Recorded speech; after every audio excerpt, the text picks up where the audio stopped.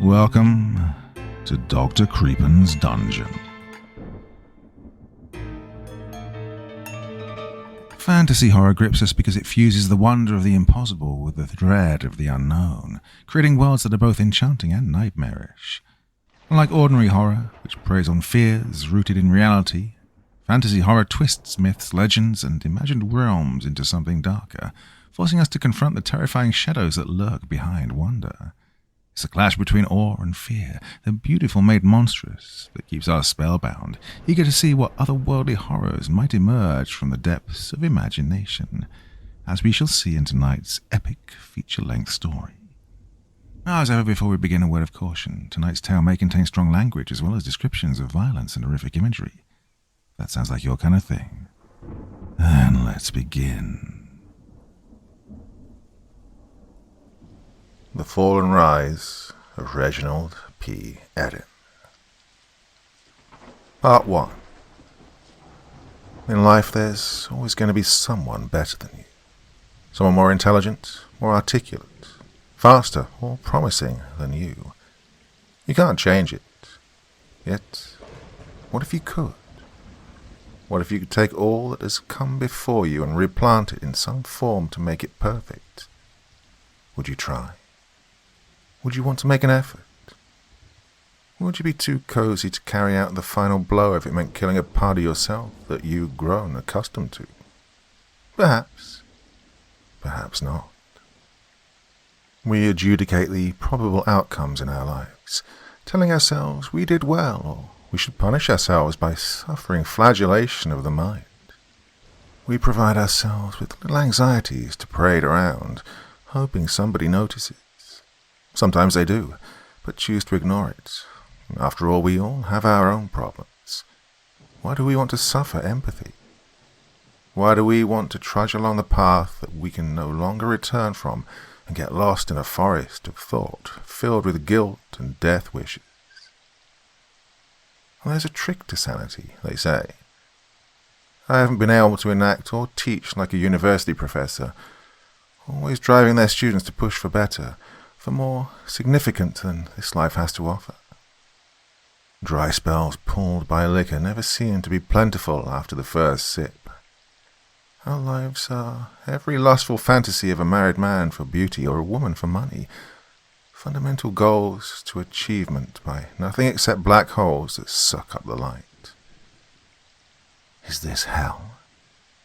We've lived in caves and milked our last cows. There's no milk to give. There's only prestige of the mind. It's what haunts us. It's what provides us with that gift of hope. What can we do today that we didn't do yesterday? We try to maintain our homes, our families, our identities like the Joneses, if even it is to our chagrin. There's a trick to this, Haven. If you just ask, you shall receive. The only devil is the one that lives in the mind of a guilty man. Men play God, judge, and jury. Inventions of liberty and patriotism to keep our wits about us make us think we're far more intelligent than those who came before us. As I said, there's always going to be someone better at our game than we are. So this story is of a man who tried to better his past, and in the end, maybe he's just a failure to himself, but maybe, just perhaps, he's the embodiment of a hero to all of us. Want to play a game? It was asked of our middle-aged Reginald, and of course, he succeeded in acceptance. And so it brings us to the beginning. There was a pond, smelling of death itself, and a man, perhaps guilty of love or lack of loving. Yet it stands, maybe to be corrected. Only he knows in the end. Won't you join us in figuring out this tale? The lake smelled of decay, Reginald thought, as he stood looking at its cold, quiet stillness, like a graveyard. After years of searching, could this be the location of the secret he'd been so desperately looking for? Just as he was pulling out the map from his pouch, he heard her voice. It was the one that had haunted his dreams for so many years now, he'd forgotten when it first came to him. "Why are you searching for my grave? I never loved you." The voice seemed to vibrate from the bottom of the lake. "You aren't real. You aren't my dead wife. Go away, demon." Reginald closed his eyes. The voice that had caused him to doubt himself was ramping things up now. He must be getting close. The voice vibrated into his ears, and the lake began to ripple. He pulled out his map, but lost it to a fierce wind that sucked it up into the sky. A mosquito landed on his forehead. Reginald ignored it, more concerned for the fact that his map was now gone. Although he felt like he'd studied the details 1,000 times, as soon as it slipped from his grasp, all he felt was a sudden sense of panic. That old man had been the first one to help him even begin to make sense of this whole unbelievable situation. The old man had told him it would be challenging, but that he would reap the rewards if he stayed the course. Reginald, trying not to lose hope, looked upon the lake, and that's when he knew he'd find it under the lake. Why else all the distractions? Without thinking, he dived into the cold water. Reginald had always been a strong swimmer, so he instinctively knew that he could handle whatever conditions he would typically expect to find in calm water such as this. He realized quickly that this would be a challenge. As he swam towards the bottom, towards a large decayed door covered in rust, he saw the bodies of dead men all clutching the same door. His first thought was to turn back and swim to the surface. But then he remembered how far he'd come and how much he'd suffered. With one pull, he yanked the dead men's hands away from the door with all his strength, breaking their bones apart as he did so until he was able to pull the handle and the door opened. This moment was massive for him in his quest. Did he want to traverse a path where so many dead people had also dared to venture? Once he got the door ajar, he was shocked to find himself falling down a waterfall as the door slammed shut behind him. Reginald nearly choked on his bag that was wrapped around his neck like a noose as he gasped for air. He kept falling for what seemed like an impossible amount of time, although his thoughts remained focused on his ever-growing problem, a lack of oxygen. Finally, after what seemed like an eternity, he felt his body crash into a hard surface. After slowly taking the time to collect his thoughts and come to his senses, he looked around, trying to work out where he was. It was a dark cave. He took off the satchel from around his neck. He could see some light at the end of the cave. With no idea of where he was, how he got there, nor of how this cave could exist under the lake, he decided that logic would dictate his next move, and he would walk towards the light. He walked on further and further for what seemed like an eternity. Each time he got closer to the light, it evaded him. And then he heard a growl. The sound was coming from behind him, from the direction he'd entered the cave. Reginald looked back and began to wish he hadn't. What was before him was something that smelled like lake scum, and it didn't look any better. It had an octopus body, eyes like that of a hermit crab, a large stinger like a scorpion, but its mouth, oh, good God, its mouth. Something about this was wrong. The old man who'd given him the map had promised that he could find all the answers he sought by pursuing the light in the darkness. Reginald had a decision to make. Move forward towards the light and risk having to take on this abomination, or turn around and run. Reginald decided he would make a move and run for his life, and as he did, he realized he could be running towards his death.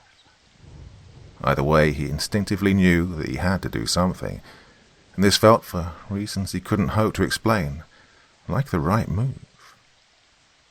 When he approached the edge, he realized that the drop was steep. Well, he jumped anyhow, landing in thick moss. after everything he'd experienced in these tumultuous few minutes of his life. The softness of the landing and the relative calm of his new surroundings felt like nirvana. Reginald remained there for a few moments, his eyes closed. He could hear the monster in the distance, and yet he didn't care. It couldn't hurt him now. When he opened his eyes, he saw giant flowers everywhere. He was finally starting to believe the old man's doctrine. The answers you seek can be found by pursuing the light in the darkness. Reginald took a deep breath, looking up at the sky. Everything seemed so much more colourful now that he'd made it this far. He sat up and looked around at the world he found himself in. Hopping down onto the earth, he felt it ripple beneath him, as if he were standing on a waterbed. Looks could be deceiving, he surmised. As familiar as this might look, he was clearly in an environment different from any he'd previously experienced. Reginald moved slowly through the gardens, every step he took expecting something to come up and grab him from below. Something about this seemed familiar, more so than it should. He walked further down until he reached a path, recalling what the old man said about, no matter what happens, keep going. You must keep going. The path continued off into the distance as far as he could see. To see what would happen, he stepped off of the course. He felt that same waterbed ripple beneath him, and that decided it. Stick to the path. Reginald realized he was growing thirsty, now that he'd spent all of his energy on his survival. He pulled out his water jug, and as he took a swig, he felt eyes on him. Turning around, he saw eyes watching him. It was a small creature that seemed curious about what he was doing there. "Do you speak?" Reginald found himself asking this small animal. "Yes, my name is Topsio, and you don't belong here," the tiny creature said with a sinister grin. Despite this seemingly negative interaction, this was a good development. Solid proof in his mind that he was in an actual place that was ostensibly real within his plane of existence, and which contained sentient creatures that he could converse with now. The creature seemed to have a whimsical way about him. He flew up into the air and sat upon Reginald's shoulder. Reginald didn't know what to make of it at first. "Nay?" asked the tiny creature in a demanding way.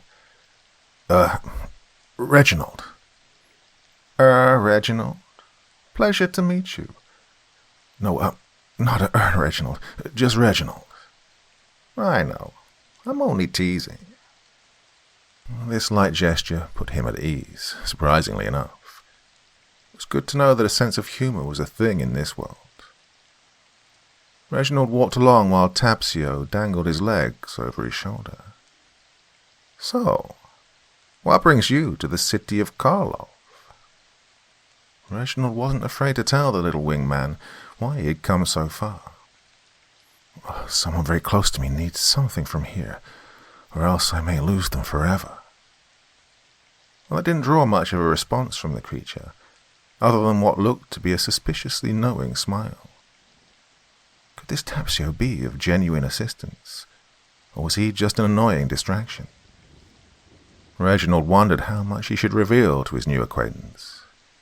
He walked on further, and then saw an area that didn't look so friendly. A large area of rocks and snags seemed to peek up from the ground, which now pulsated with a red liquid. "Why, I wouldn't go near there," Topsio said in a sing-song voice. He decided to trust the creature on this particular issue. The question was, could he find another way round? He paced back and forth for a moment.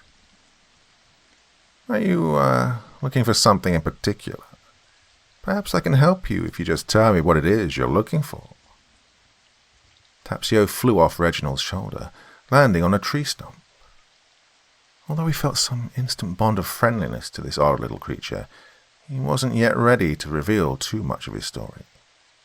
How could he make sure he kept moving in the right direction without giving away too many details? Reginald just looked at Topsio. I'll know it when I see it, I think. Reginald didn't want to think of his life. How tragic it had been for 5 years since Marcella's death, his wife of 10 years. She'd suffered a cruel death at his hands. Well, it wasn't his fault, but he would always blame himself regardless. Marcella, what did he hope to find here that would possibly bring her back? If not that, then what could transpire that would bring him closure? Her death had been shrouded in such mystery that he'd always held a candle of hope that she was still out there somewhere, in some form. It wasn't until she passed that he realized how important his role as a father had become. Always away on business, never home. And then came the day everything changed. Marcella left this world, leaving a young daughter. How could he begin to relate to this child? He'd barely spent any time with her. Then, at 18, off to college. And then, that phone call no father wants. His child was found in an alley. Those disgusting men. What they'd done to her would haunt his nightmares.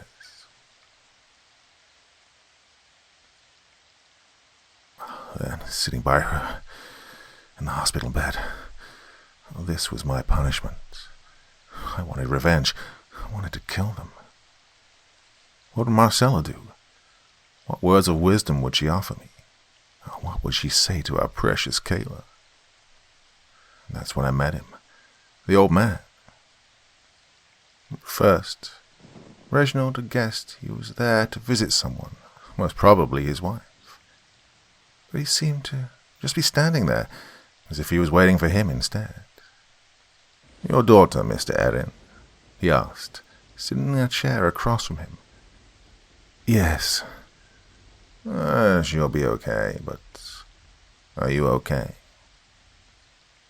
Well, this question was the first time anyone had thought to ask Reginald about his feelings. For a moment he was utterly lost for words. "No," he replied. "Is this your daughter?" "Yeah. She was attacked on her college campus." Reginald had tears in his eyes, and the old man looked at him with empathy. You're a lost soul, one in need of salvation. Perhaps I can help you. You want revenge, don't you? Oh, I would crush those skulls if I could. What if I told you there was a way to fix all of your problems all at once? Why would you want to help me? I could hear your prayers. Who was this old man? Could he possibly be God, come down from the heavens to directly answer his wishes? He thought about this for a second. He had some pretty dark desires floating around in his mind right now. Would he want a benevolent God to be willing to grant him that which he so desperately wanted at this juncture in life? What would that mean for him as a human, and for our species as a whole? Reginald knew not to question it. Something inside him told him that much. Just then Kayla moaned in pain, her face bandaged and her jaw broken. The nurse came in and administered another dose of pain medication. She smiled empathetically at Mr. Errin and then left. You, know a court system won't convict the men who did this." "What?" Reginald asked, annoyed. "It's the way the courts work. Even if they do arrest them, there'll be a trial, and your beautiful child will have to relay the details of every single thing they did to her. Do you want to know?" "Oh, no. It's bad enough in my imagination," Reginald said. "What if I could make it where it never happened? A way for all the pain of the last 5 years to never have existed?" "How?" "It's a gift. I'm giving it to you, but you must do everything I tell you to get it, and it won't be easy." "Why would you do this for me?" Let's just say I believe in paying it forward," he said with a look of sincerity on his aged face. Reginald then left his reminiscences and returned to the present. He looked around to try and regain his bearings.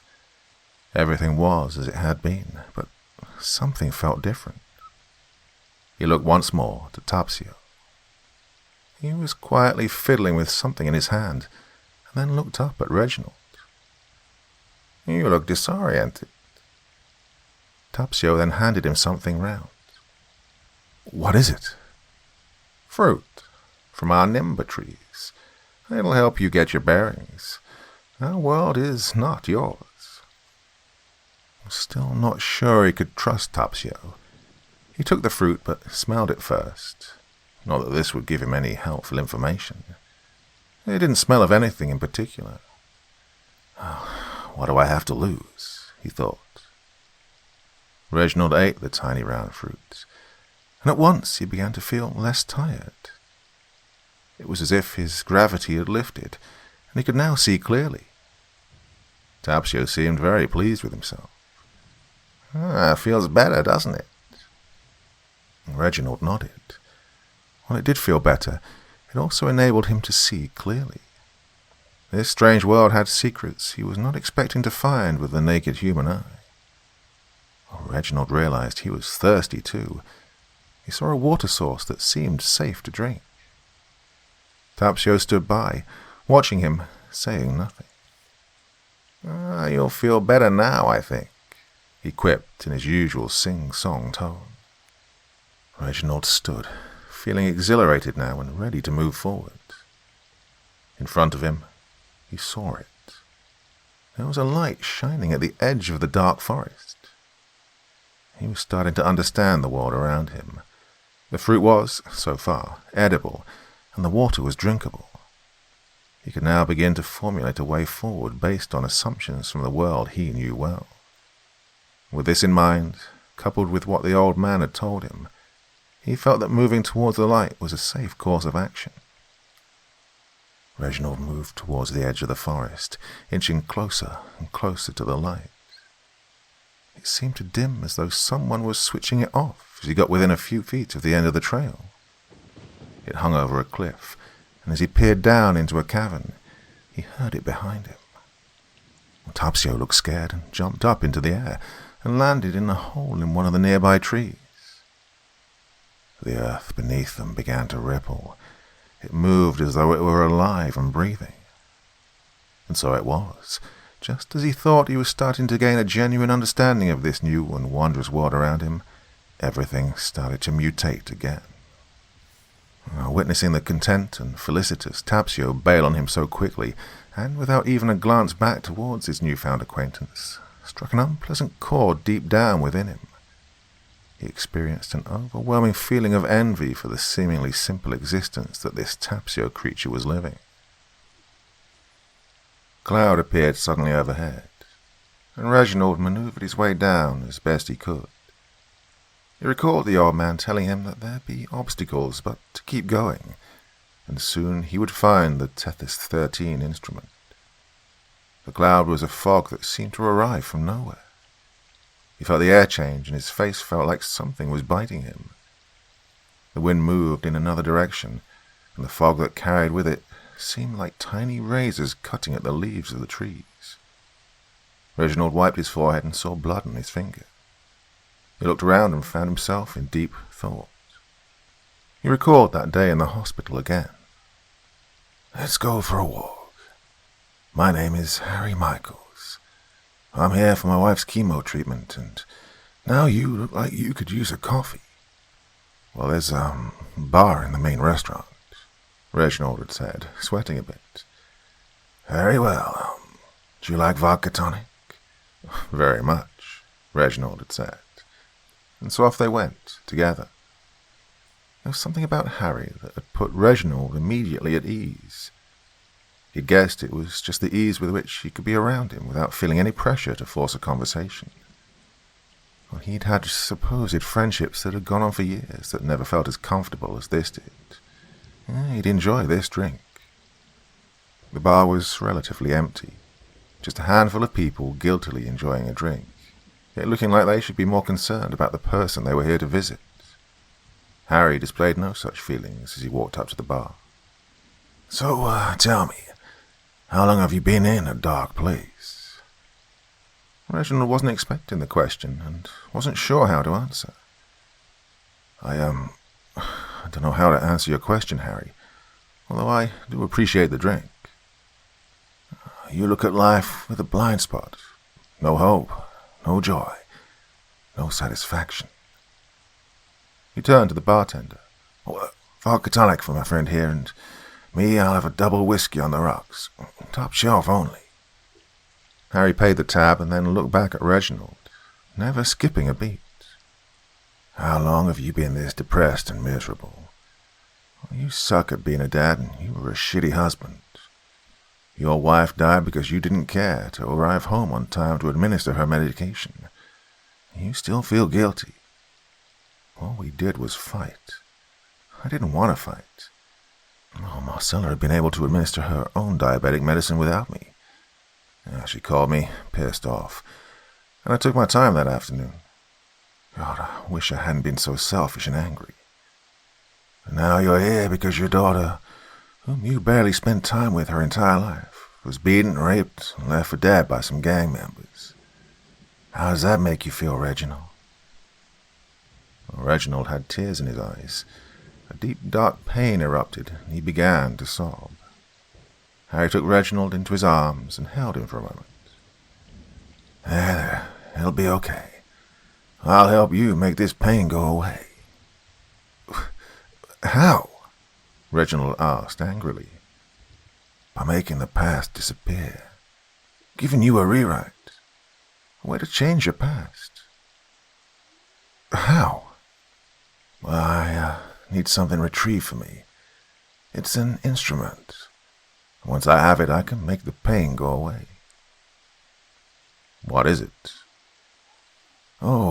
First you have to agree to it, Harry said, sipping on his whiskey. Reginald thought long and hard, and after all was said and done, he thought, to hell with it. What did he have to lose? He nodded at Harry. Good. Shall we toast? Reginald didn't feel much like toasting. He was nervous and fidgety. But he trusted Harry, a complete stranger.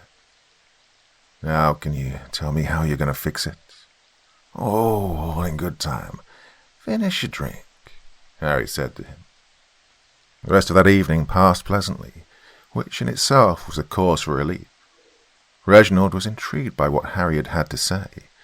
However, he judged his words with a healthy dose of skepticism too. It seemed barely plausible and too good to be true. Well, he knew only too well about things that are too good to be true.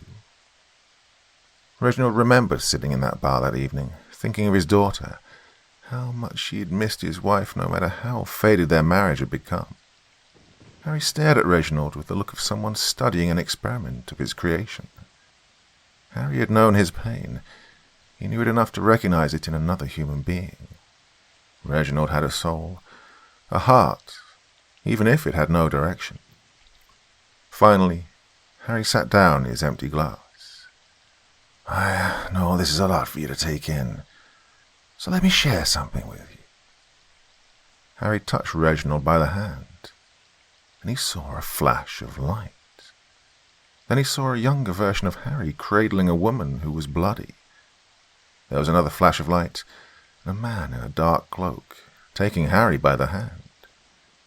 There was a device that looked like a compass with some numbers all over it, and with a timer. Then he saw Harry smiling. Then he saw him angry. Someone or something had stolen the device.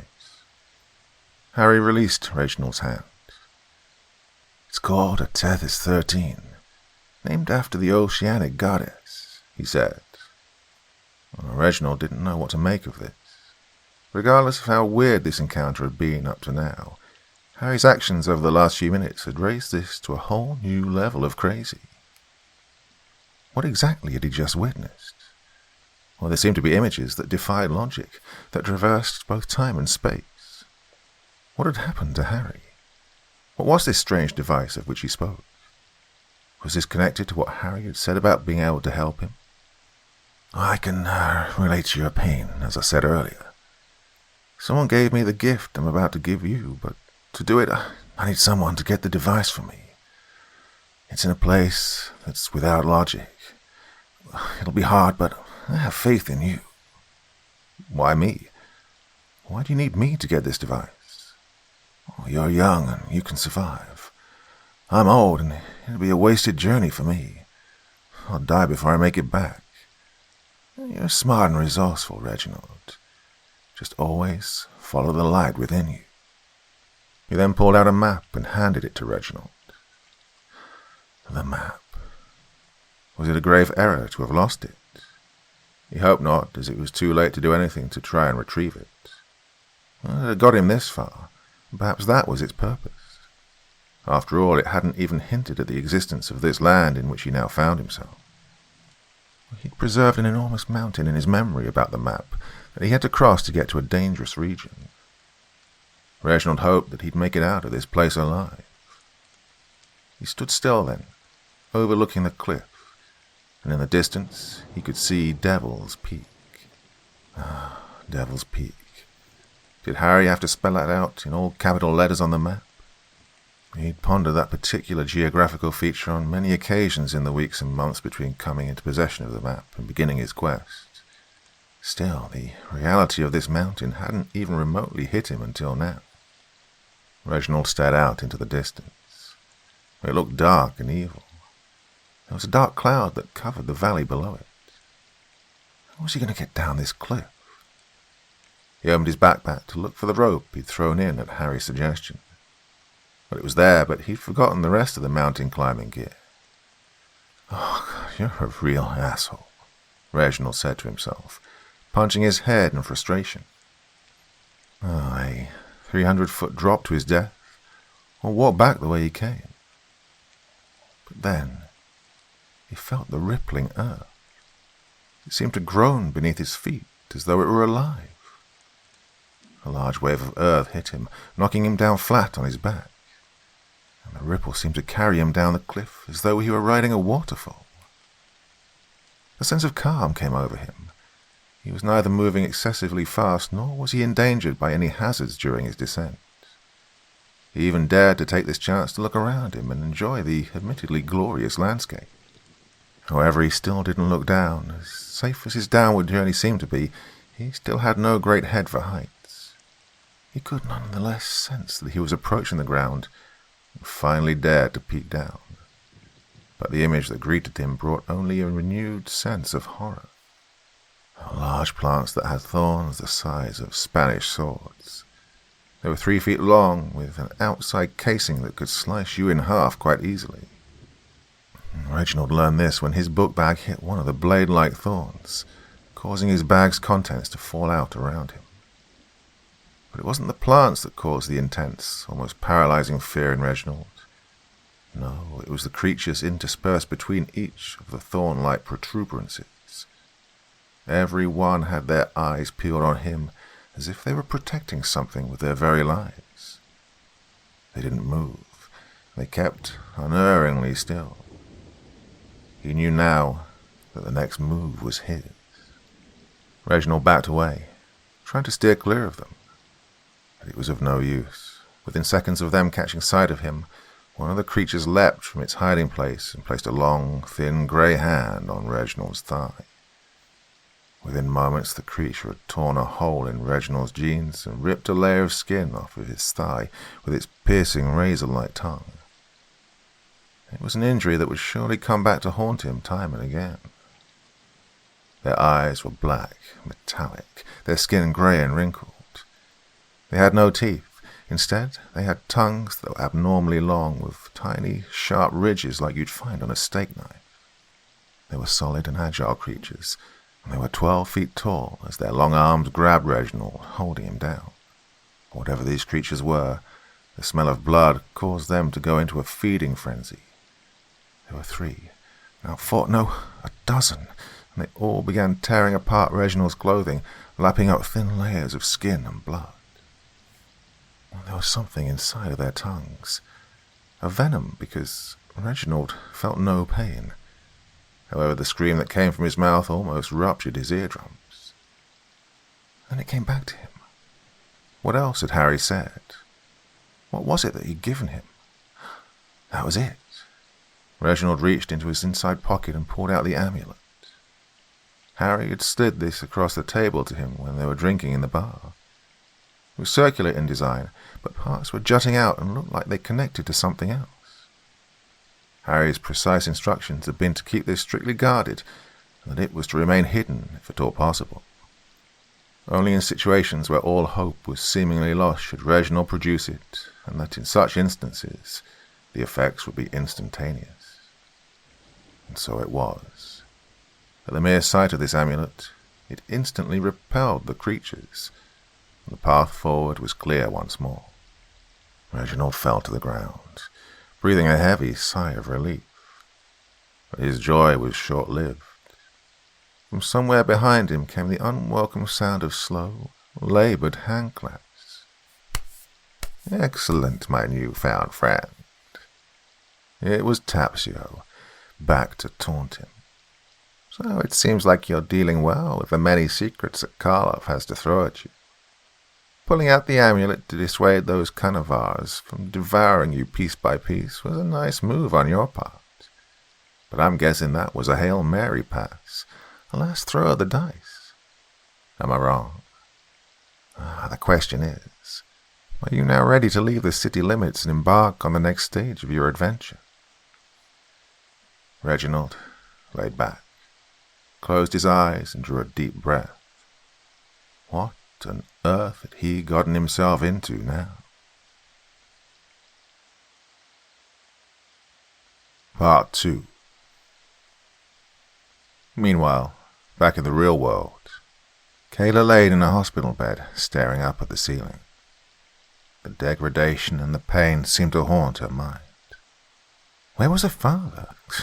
Typical of him to bail when shit got tough. She tried to sit up, but when she did, she felt a sharp pain in her left rib. Taking a breath, not too deep, she looked around the room. As she did, she noticed she had a visitor coming in. It was an older man, with a smile on his face. "Hello, you must be Kayla. Let me introduce myself. My name's Harry. I'm here on behalf of your father. He told me a lot about you. Cheerleader, head of your squad. Tutoring program with misspent youth, and soon to be a graduate with honors at the University of Notre Dame."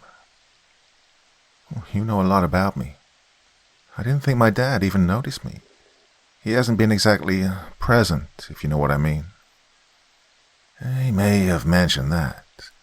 Well, let me ask you something, Kayla. Did you ever wish you had a different father?" Oh, the old man was touching a nerve. God damn, how many times had she said to herself, why couldn't her dad be like Madison's dad, the annoying pastor but loving and caring, or Tamsin's father, the millionaire that made the cover of Newsweek? How many times had she said it in her mind, but never out loud? How many times had she wished it were? "You often wish it'd been good old Reggie that died instead of poor old Ma." Kayla was now growing uncomfortable. "How do you know my father?" "Well, he's on a bit of a business adventure, but I've always been a gambling man and never one for putting all my eggs in one basket. What if I told you you got everything you ever wanted, your mom alive, not having been attacked by some sicko thugs?" And he articulated the disgust reflecting it from her own desires. "How?" Kayla laughed, amusing herself over this old man. Harry looked at her and stood. He touched her stomach in a tender, forceful manner. "You are, with a child. Do you really want to have to make that choice? To keep a rapist baby? Or do you choose it to have never been?" Kayla looked up at Harry. "Show me how." Reginald looked at Tapsio, waiting on the wicked winged creature to stop his laughter. Why did he have to find such humor in the bad things that happened to him? Tapsio flew over and spun upon Reginald's shoulder. Reginald had never noticed the creature's googly eyes or the large crooked nose until now. He was staring down into his tiny face, which was beaming red with joy at Reginald's expense. "Where is your amulet? Ensure it's safe inside your pocket. Don't take it out. There are thieves among these trees." Reginald looked ahead, ignoring Tapsio, and then the strange being tapped him upon his shoulder. Reginald stood, though now walking with a definite limp. Within seconds, they were in a dark forest filled with dead trees and swamplands. They followed a trail, and Reginald didn't even have a moment to gather his wits. The strangest thing about this swamp was that it was red, everything down to the mud and the grass. In the distance, Reginald could see fog the color of the grass from the Emerald Isle. What strange land was this? "Where did you bring me?" "The Valley of Ishtar," Tapsio said. "What is that blue peak in the distance?" "That, my stupid wanderer, is Devil's Peak.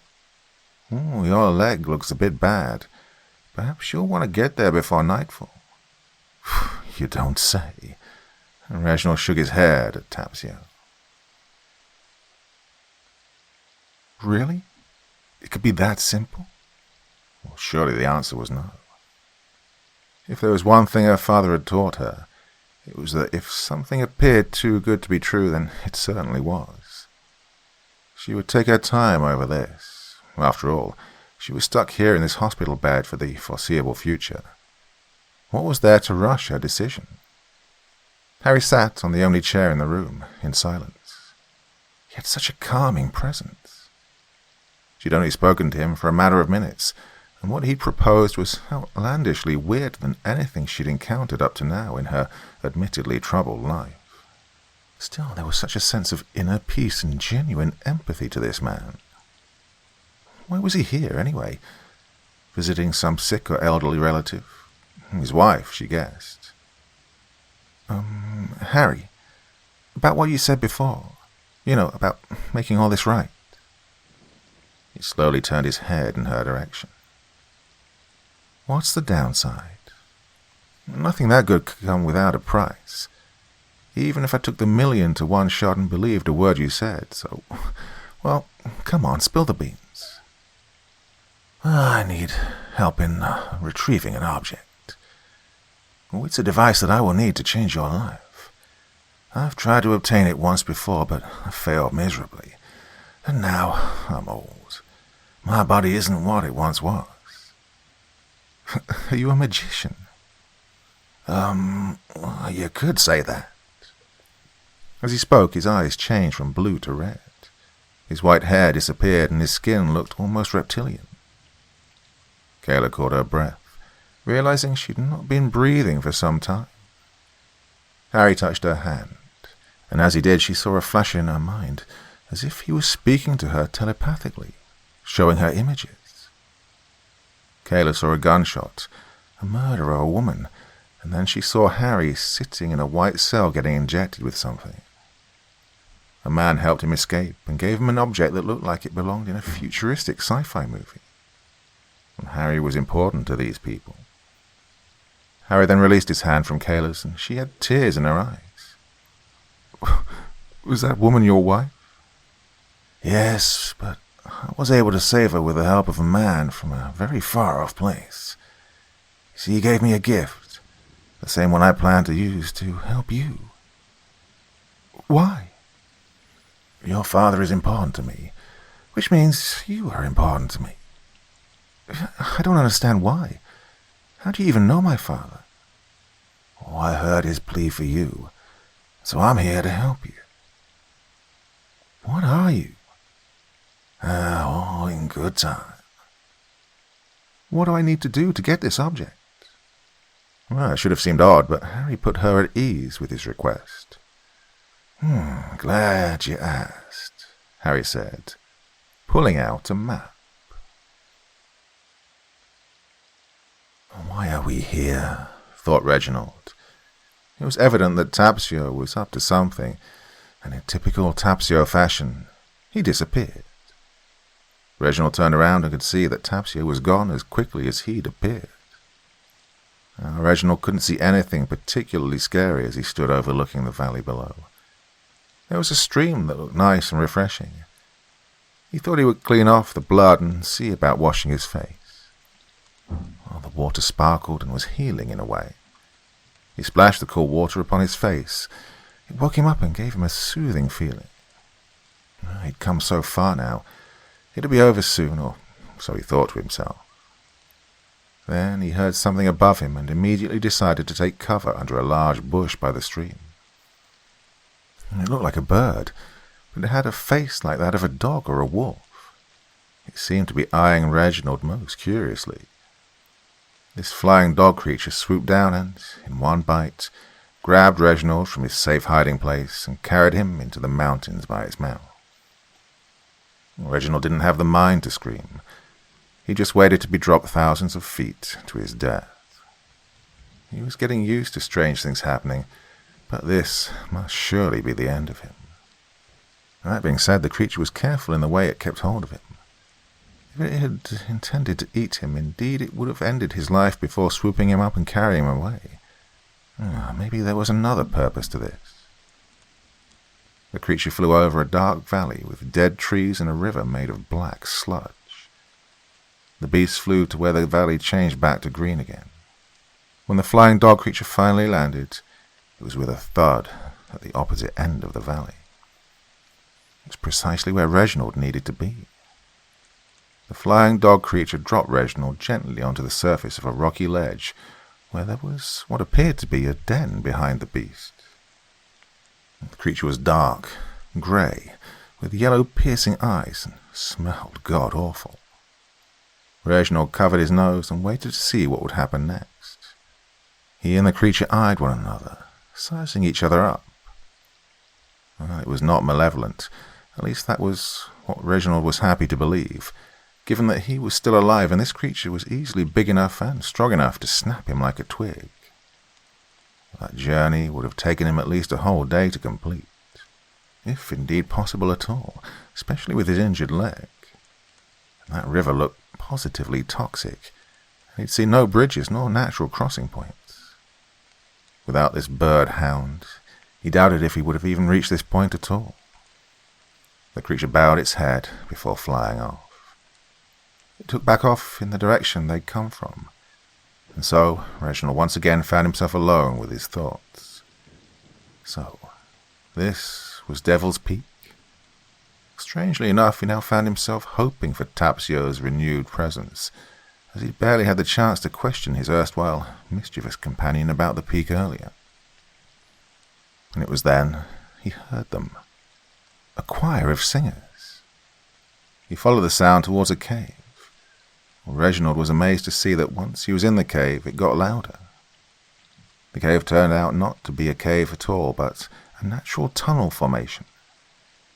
The choir of singers, he couldn't see them, but he could hear them, and they were singing a song. Happy you are here. We greet you, the land of forever lost. Happy you are here. We welcome you. There are no strangers, just travelers. Merry meet, merry we greet. Happy you are here, we greet you, the land of forevermore. Happy you are here, we welcome you, to the land of rivers and pine, we welcome you. Reginald looked around, and then he saw them. There were other creatures exactly like Tapsio. Well, these had to be his family, or at least the inhabitants of his homeland. Reginald laughed as one of the creatures walked over to him.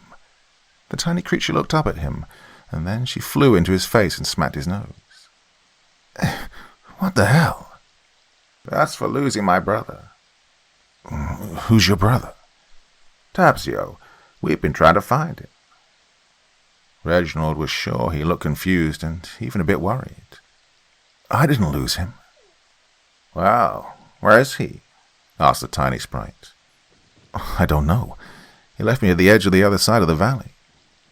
Tiny Sprite stopped looking so angrily at Reginald, and then she smiled.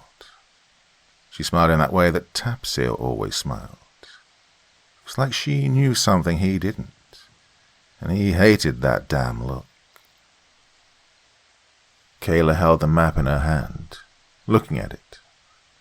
It had been days since she'd seen her father, typical of him not even checking up on her. Her bandages were almost all off. She was able to walk okay, and as long as she had a few painkillers, she was fine. She figured she had a day or so to get ready for her new adventure. She went to the local hardware store after her discharge from the hospital. She picked up some rope, hooks, and other random things. She also went to the local Walmart, where apparently you could purchase guns with the rest of the hillbillies. Kayla chuckled to herself. What she wouldn't like to do with this same gun if those men returned to harm her again. She was walking out of the door when a young man stopped her. She recognized him as the younger brother of one of the men arrested for her assault. "Must be nice," he said to her. Kayla looked alarmed, but said nothing. "You know, my brother's looking to 10 to life for what you said." Kayla tried to walk past him, but he stopped her. "I don't want any trouble. I wish it had never happened, believe me, but it did," she said, trying to seem empathetic even when that was the last thing she felt. "Lads like you belong in hell. Sick rapists like your brother and his friends deserve to get their dicks chopped off and shoved up their asses, but unfortunately, I have to go to court to get any justice," Kayla snapped. Her nostrils flared, and she looked quite menacing. It was too much for Emery here.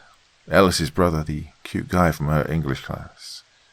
The one she trusted, the one who thought it was funny if he asked her out on a date. Well, it was what guys in fraternities refer to as pig parties. Ellis would be a freshman the following year and wanted to get into the Alpha Kappa fraternity by hanging with some of the older guys now. Part of that was making sure you'd fit in. You invited the ugliest girl to be your date as part of a pledge. Kayla didn't know that her crush Ellis thought of her as a fat pig. Well, she wasn't the skinniest girl, never had been, but she wasn't fat. Damn, she looked good when she put on makeup. She'd even dressed up for Ellis that night. But now, she felt so stupid. Ellis got her good and drunk. Oh, she even tried a little cocaine, something she swore she would never do. Then she overheard the guys talking in the hallway. They were laughing about all the pigs they'd invited. Ellis was mad he didn't win. They said his Miss Piggy was simply too pretty. Kayla was embarrassed and stormed off. When Ellis caught up to her, he was still laughing. "Ah, come on, don't be mad. I thought you liked me, Kayla." "Fuck off, Ellis," she said, walking around the side of the fraternity building to cut through the alley. And that's when she felt it. The first hit on the back of her head. Well, she cried and tried to scream, but Ellis had the other two help him hold her down. The camera came out next.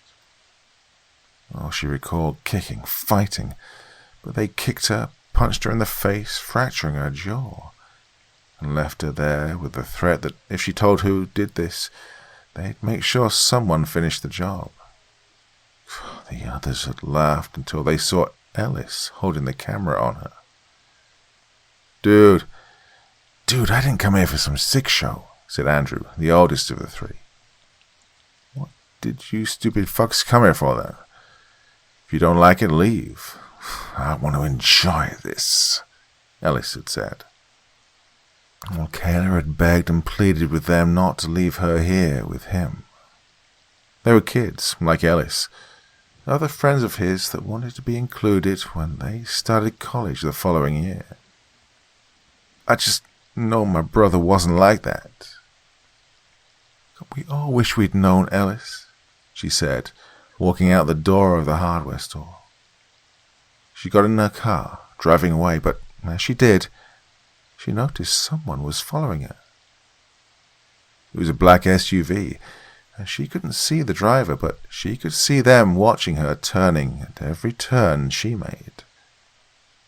The vehicle had been behind her for a few miles now. Kayla, in a panic, sped down the street, nearly forgetting to stop at a red light. The car halted, throwing her bags into the floor of her car. When she stopped, she looked into the rearview mirror and realized there was no longer anyone behind her. Maybe she was imagining it. She pulled into the driveway of her father's house. She unlocked the door, expecting to see her dad on the sofa. That's when she found a note saying he'd be gone on business, out of the city, and wouldn't be able to make any return calls where he was, but, well, he loved her and would make it all okay when he returned. Kayla tossed that note onto the kitchen counter, rolling her eyes. She opened up her prescription bottle of painkillers and threw 2 in her mouth and took a beer from the fridge, popped it open and swallowed her pills and the beer.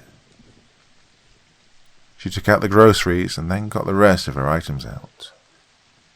There was a bag with a tag on a box that carried her new firearm. A stupid rifle, but, well, anything would be better than nothing, especially if one of those assholes came to threaten her for turning them in. Kayla was now 18, so where she was from, buying a small firearm wasn't unusual. Many of the teenagers she knew owned guns because, well, they were taught to hunt at a very early age and handle a firearm. What did Emery and Ellis expect her to do? Say nothing and let it happen to another girl? Guys like that always committed crimes again, and they got away with it the first time. Kayla was looking at her new rifle when she happened to look out of the kitchen window. It faced the street that ran along the side of her house. And parked in front of her house was that black SUV. Kayla began to panic when she saw it. She wasn't sure if she should confront the driver or stay hidden inside her house. After pacing back and forth in the kitchen for what felt like hours, she could take it no more and decided to confront the driver of that SUV. She grabbed her rifle and flung it over her shoulder, just in case they tried any funny business. She went out the side door and into the street. She walked up to the SUV and knocked on the driver's side window where he was sitting, finishing a sub. The man rolled his window down, and he had Italian dressing dripping on his chin. Can I help you? He asked sheepishly. Why are you following me? I'm not. I'm sorry. I just parked here on my lunch. I do that a lot. Look, this is the quietest street in this neighborhood. Where do you work? Kayla asked accusingly. Oh, I'm at Frontier Bank up the road. What, am I not allowed to park here? Kayla felt confused. She was sure it was the same SUV. Oh, I'm sorry, I thought you were someone else. Hey, is everything okay? Look, I can call someone if you're in trouble. Kayla shook her head and walked away. She slammed the door to her kitchen when she went back inside. She then took a deep breath and put down her rifle. She tried to spend the rest of the day relaxing. She opened another beer and sat at the kitchen table, studying the map that Harry had given her. There was an access point to some city just outside an alleyway not far from her campus. She didn't want to go back there ever again if she could help it. Just seeing the college campus again brought back a painful memory. She tried to make herself feel as normal as possible. She watched some stand-up comedy on Netflix, ate wings and mozzarella sticks from her favorite restaurant. Thank God for DoorDash. They delivered everything. Everything felt normal until she felt herself getting sick. Kayla ran to the bathroom and threw up all of her dinner. She kept thinking that if she'd had an abortion now, well, she could forget it all completely. But there was just something inside her that couldn't do it. Something about it felt wrong, and it wasn't her unborn child's fault. just because those sick fuckers mutilated her very existence. Well, there was always the option of adoption. Kayla found it ironic, considering Ellis and Emery had lived with a foster family on and off for years. But they mainly lived at the Eldridge home for boys and girls, so sometimes they didn't come to school in the best clothes. They were known as the Blood Brothers because they were always together.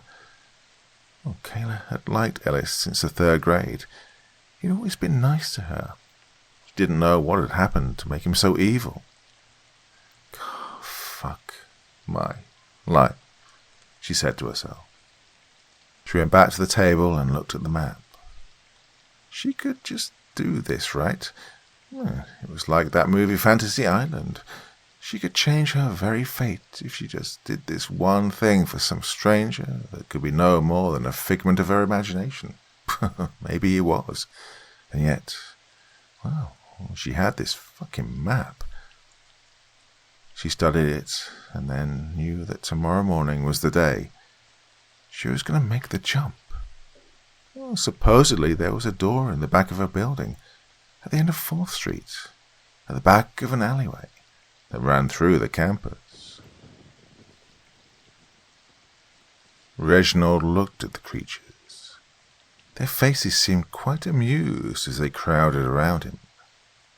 The tiny one who claimed to be Tapsio's sister had a small piece of something in her hand. "I think this belongs to you," she said, holding up a ripped piece of the map Reginald had lost. "Where did you find it?" He looked at her, amazed. "Everything here is ours, and everything that happens here is because of us." So then, Tapsio knew that my map had gone missing, and he knew where to find it. The tiny creature grinned mischievously. "Oh, he most certainly knew you had. He knew it was lost, but where to find all of the pieces is the biggest mystery," she chirped. Can you help me find the rest?" "Well, that is not our responsibility. You must find it within yourself from the clues we've been leaving you." "What clues?" Reginald asked. Silly. They're all around you." And with that, all of the creatures flew away in a large migration of sorts. Reginald looked down at the piece of the map he had. It was a corner piece that showed the map's key. There were waves for river, a circle for pits, 3 humps for mountains, and black dots in a cluster for mud. And the last thing scared him. It had the fangs for the Dagonmeister, whatever the hell that was. Kayla looked at her phone, waiting on the alarm to go off. Today was the day she would use the map. What would her first move be? Well, she'd played this over and over in her mind, but was still so unsure. 1,000,001 things were running through her mind at this point. Should she just abandon this whole stupid idea and try to settle back into some semblance of everyday life? She rolled over and covered her head with her pillow. Sleep was something she had not had much of in the last few weeks. Perhaps when this was all over, she'd be able to rest. She fell back to sleep for maybe a few minutes. And in those 10 to 15 minutes, she found herself having a horrible nightmare. A beast was chasing her through a strange forest, and when it caught up to her, it began to devour her from the waist down. Kayla sat up in bed, drenched in sweat, her alarm beeping annoyingly, and she was secretly grateful it helped her escape the terror of her nightmares. She thought then that she was safe from the beast, but she had no idea how wrong she was. She got up and showered, made toast, sipped her coffee, and tried to prepare for what lay ahead mentally. Kayla was fearful of what may come of this adventure, but she couldn't get Harry's words out of her mind. She stepped out into the brisk, cool morning. The sun was shining as if to mock her with its smile upon her forehead. She had on black sunglasses to help make her feel unseen. It was a defense mechanism she'd developed over the last few days. She tossed the map into her bag, and she took a photo of the map on her cellular phone just in case she damaged it. She got in her car, and it started with a loud bang. Well, someday she guessed she would get a new vehicle, but for now, there was not a chance of that happening as long as she remained a jobless college dropout. Kayla drove in a fog. She approached the alleyway where, not so far away, was the scene of that crime. Well, it didn't seem so scary during the day from the sun. She parked in the small parking lot of a coffee shop next to the alley, and, she got out of the car and walked around the corner. Her breath was becoming short now, as she had trouble concentrating. Her hands shook as she took out Harry's map. The first door was the one on the left. It would be painted red.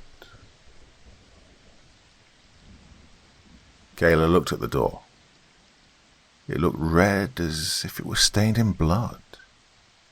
She touched the door and it was wet with a murky red substance. Or could it be blood? She hoped not. She reached for the handle, and when she opened the door, there was nothing there but blackness. She stepped inside as she shook from fear. What if this was just a ploy to kidnap her? What if her attackers came back for her? Fear was all that erupted from her sweating brow. She was torturing herself reasonably well at this turn. She heard a sound that didn't sound very pleasant. It was as if it was stepping out from her nightmare. She heard a growl, and then she saw amber eyes shine from the darkness.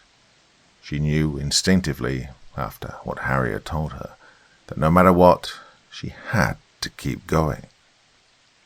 There was an orb floating behind the darkness, and the deep growling of, whatever she could only see its two amber eyes. And then she saw sharp white fangs the size of axe blades that now appeared, and she knew she was a goner.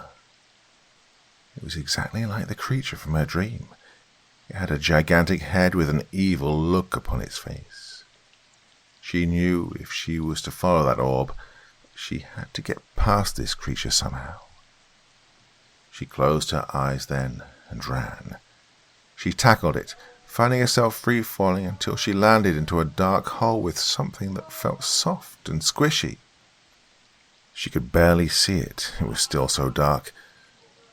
What she saw then only made her realize that she may be in way over her head. She wondered how such a simple red door could have taken her to such a place so quickly. It must have been a portal, like a gate. Well, they'd built them in Europe and Japan in the early days of the world's beginning. They believed that if they built a gate like this, it would act as a portal to go to another land. Well, she guessed there was truth to it. All the history lessons by boring old Mr. Jeffries were finally paying off. And Kayla realized, to her horror, that she'd landed upon a giant monster. And then it moved. What the hell? She wasn't sure it was the same thing she'd seen in the dark. She could barely breathe as it moved beneath her. Apparently she had landed on the back of this beast, and to her amazement, it was uninterested in her, but she had no intention of staying on its back. Kayla braced herself as she slid off the back of this creature and landed in a pile of mud. She felt her body grow sore all over from this collision. God, I really need to start working out again, she said to herself, now out of breath. And then she saw what looked like someone walking in the woods behind her. It was a man who looked somewhat familiar, but she couldn't place him. He seemed to be wandering around in a daze, much like herself. And then, to her horror, she recognized him. It was Ellis's brother, Emery. Part 3.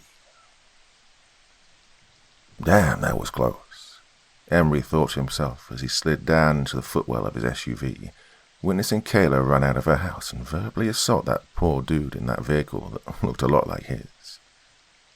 Pity that poor guy for choosing the wrong place to park. His mind was all over the place at this point. He loved his brother dearly, and it was tearing him apart that one night had potentially ruined his life. One night of overzealous pranking that had gotten just a bit out of hand. Didn't this chick realize that he hadn't meant any harm? Wasn't she super into him anyway? Did it have to come to this? So many of the girls at school were constantly swarming around Ellis. He could have had any of them with just the snap of his fingers. What did this stupid bitch think? That she was something special? Look at the state of her, for fuck's sake. Sitting here watching her go off on this poor guy just made him hate her even more. Well, he resolved there and then to make the most of the couple of weeks he'd gotten off work. He'd follow Kayla around until he decided what his next move was. Emery wasn't into the idea of killing her, nor was he considering violating her as some sort of revenge. In fact, his love for his brother was being tested right now. Part of him knew this girl had been hurt badly, and that his brother was wrong. But he couldn't allow Ellis's whole future to be ripped away from him. He'd follow her around, keeping tabs on her every move until his mind somehow came up with a plan that would help make all of this right. He'd follow her to the ends of the earth if he had to. Reginald stood alone, watching the creatures fly away. Well, he would have been confused or even annoyed by now, but he was getting used to the madness of this place.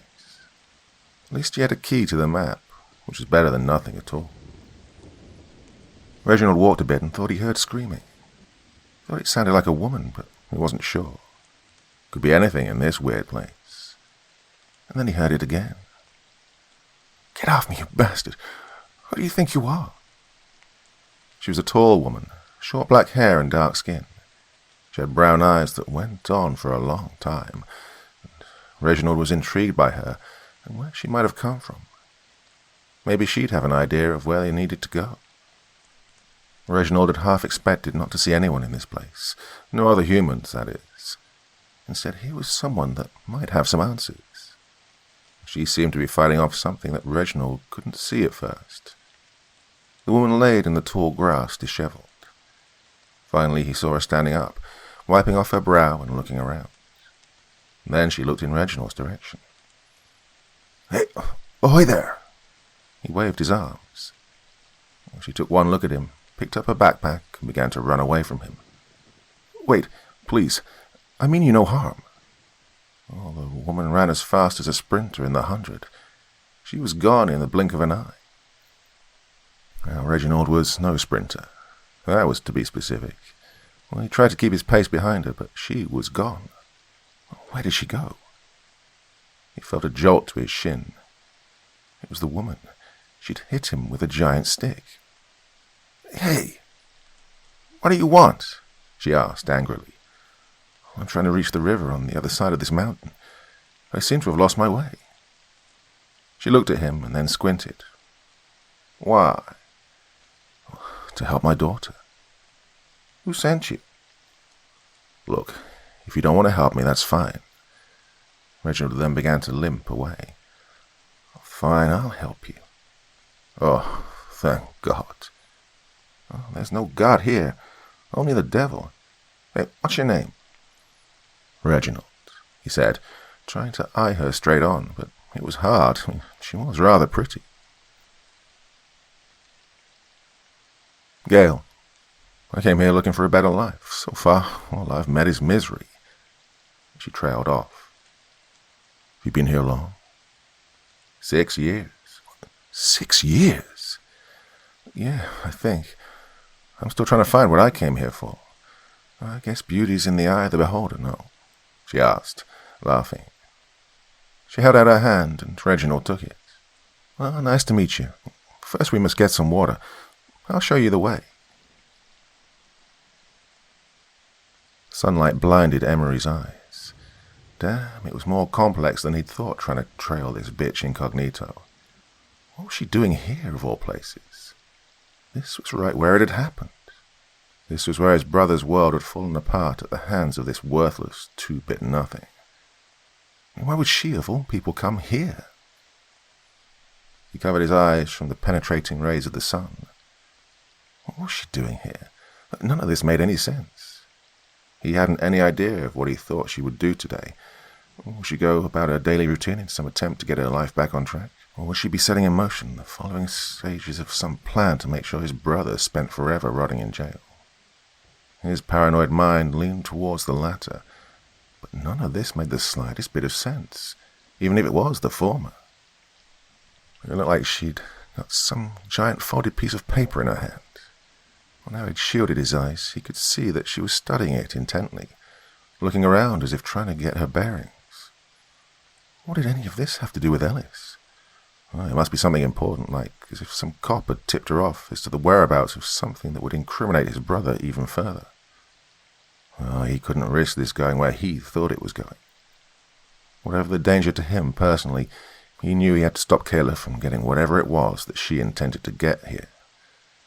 She was making her way towards this weird red door. Now was the moment to move. She was so focused on this entrance that she'd visibly eased up, looking around her to see if she was being followed. He got out of his SUV and slowly but surely made his way to this mysterious red door. Reginald walked behind Gail and didn't say anything for a while, until they reached a stream, and she nodded for him to take a drink. He took the cue from her and filled up his water can. He looked at her and was happy to have another human being to talk to now. "Make sure you get enough," Gail said. "Not all the streams are drinkable. Some are made of some real nasty shit." Gail put 2 water bottles in her bag and flung them over her shoulder. She had tattoos all up her arm, and her white tank top barely covered her bra because, to Reginald's eyes, he could still make out her nipples. He needed to get his head in the game and stop ogling the only other human being he'd met since he got here. "Who was that man back there you were fighting with?" Reginald could hide his curiosity no more. "Someone I thought I knew, but in this place everything's an illusion." "Have you ever heard of the Doggermeister?" Gail paused and then looked down at her boots. She looked as though she wanted to say something, but instead she asked a question. "How do you know anything about that?"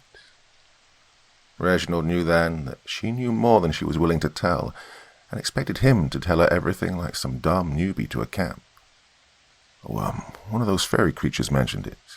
Figured the little bastard was lying." "Oh yeah, they do that.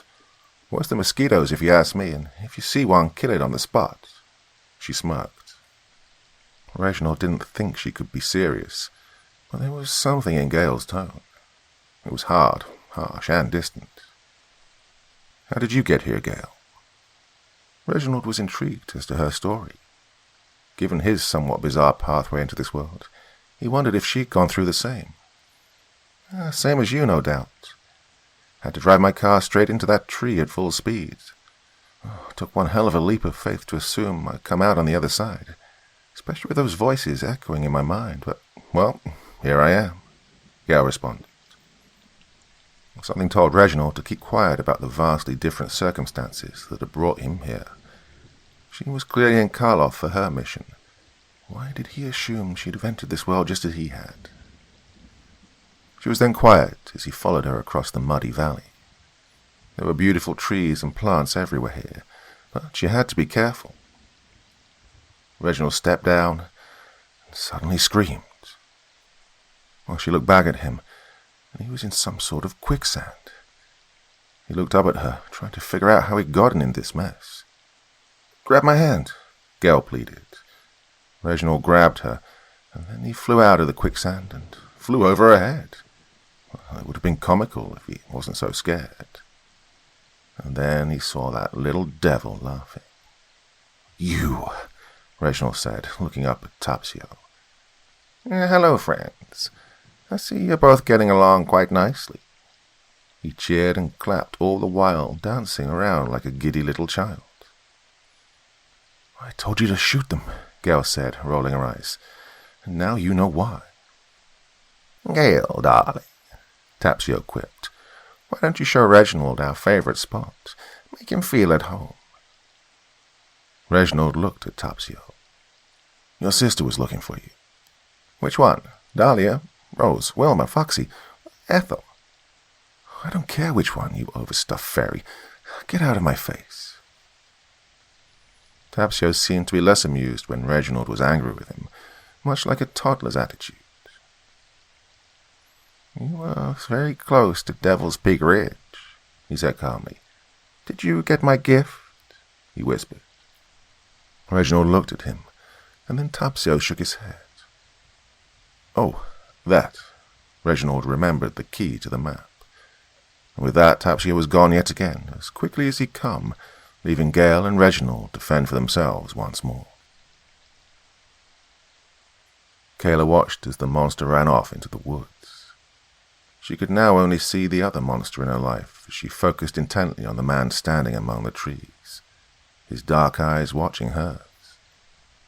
The anger in them told her that if she stayed where she was, they may be the last thing she'd ever see. Kayla ran in the opposite direction from where Emery was and didn't stop until she reached a small cave entrance. She went inside it and looked around, trying to find somewhere to hide from Emery. What was he doing here? Oh, he had to have been following her. Great. Just what she needed, she thought. Some stalker traveling through magic doors to find her when all she wanted was to erase her past and never look back. She found a secluded space between two rock formations and hid. She watched as he stepped inside the cave, but he didn't follow her inside. She took a deep breath, and when she thought the coast was clear, she pulled out the map. Where was she? She used her phone to light the map and looked at the rocky cliffs. It looked like she was in a region called Hornet's Haven. She hated the mere thought of it because it sounded so sinister. Just as she was about to leave her hiding space, someone grabbed the map from her hands. Emery! Kayla saw her life flash before her eyes as she looked at the fury in his. Stupid bitch. Thought you could get one over on us all, didn't you? Kayla could only look at him. And as she watched him, suddenly a beast appeared from deep inside the cave. It had two large horns on top of its head, and had the hair of a snow leopard and the claws of a grizzly bear. Its eyes were icy blue, and they were sizing up both Kayla and Emery. Kayla wasted no time. She bolted from the cave, which was the worst possible thing you could do in front of such a predator. Emery ran after Kayla, determined to catch up with her so he could end this bullshit once and for all. The creature snarled at them both, before it stopped at the edge of the cave. Well, the sunlight seemed to burn its eyes. When Kayla and Emery were free of the creature, Kayla took one look at Emery, picked up a rock, hit him over the head with it, knocking him out cold. Detective Barnes sat in his chair looking at the photo of Kayla. He had no idea how someone could do something so vile to another human being. He rubbed his eyes as he looked at the photo evidence. The defense was looking at witnesses that said he wasn't in the area when she was attacked. "Hey, Johnny," said a man with a thick Chicago accent. "Oh, Jesus Christ, Marshal. What now?" "I got a tip on that missing woman, Gail Rashad." "Yeah?" "Her neighbor says she last saw her getting mail. Then a black SUV pulls up. She leaned in to talk to the person. Well, that was the last time she saw her." "We already knew about the SUV. It was her husband's. We ran a match on this make and model. Cameras show he was in the area that day she went missing." "Is that all the person said?" "Oh, well, I just thought you'd want to know. That kid Ellis is here for questioning." "Tell the prick I'll be there in a minute." Johnny Barnes stood and fixed his belt buckle. He carried the evidence in a folder and walked into the interrogation room. When he opened the door, he expected Ellis to be sitting with his attorney, but to his luck, the cocky little shit wasn't even smart enough to do that.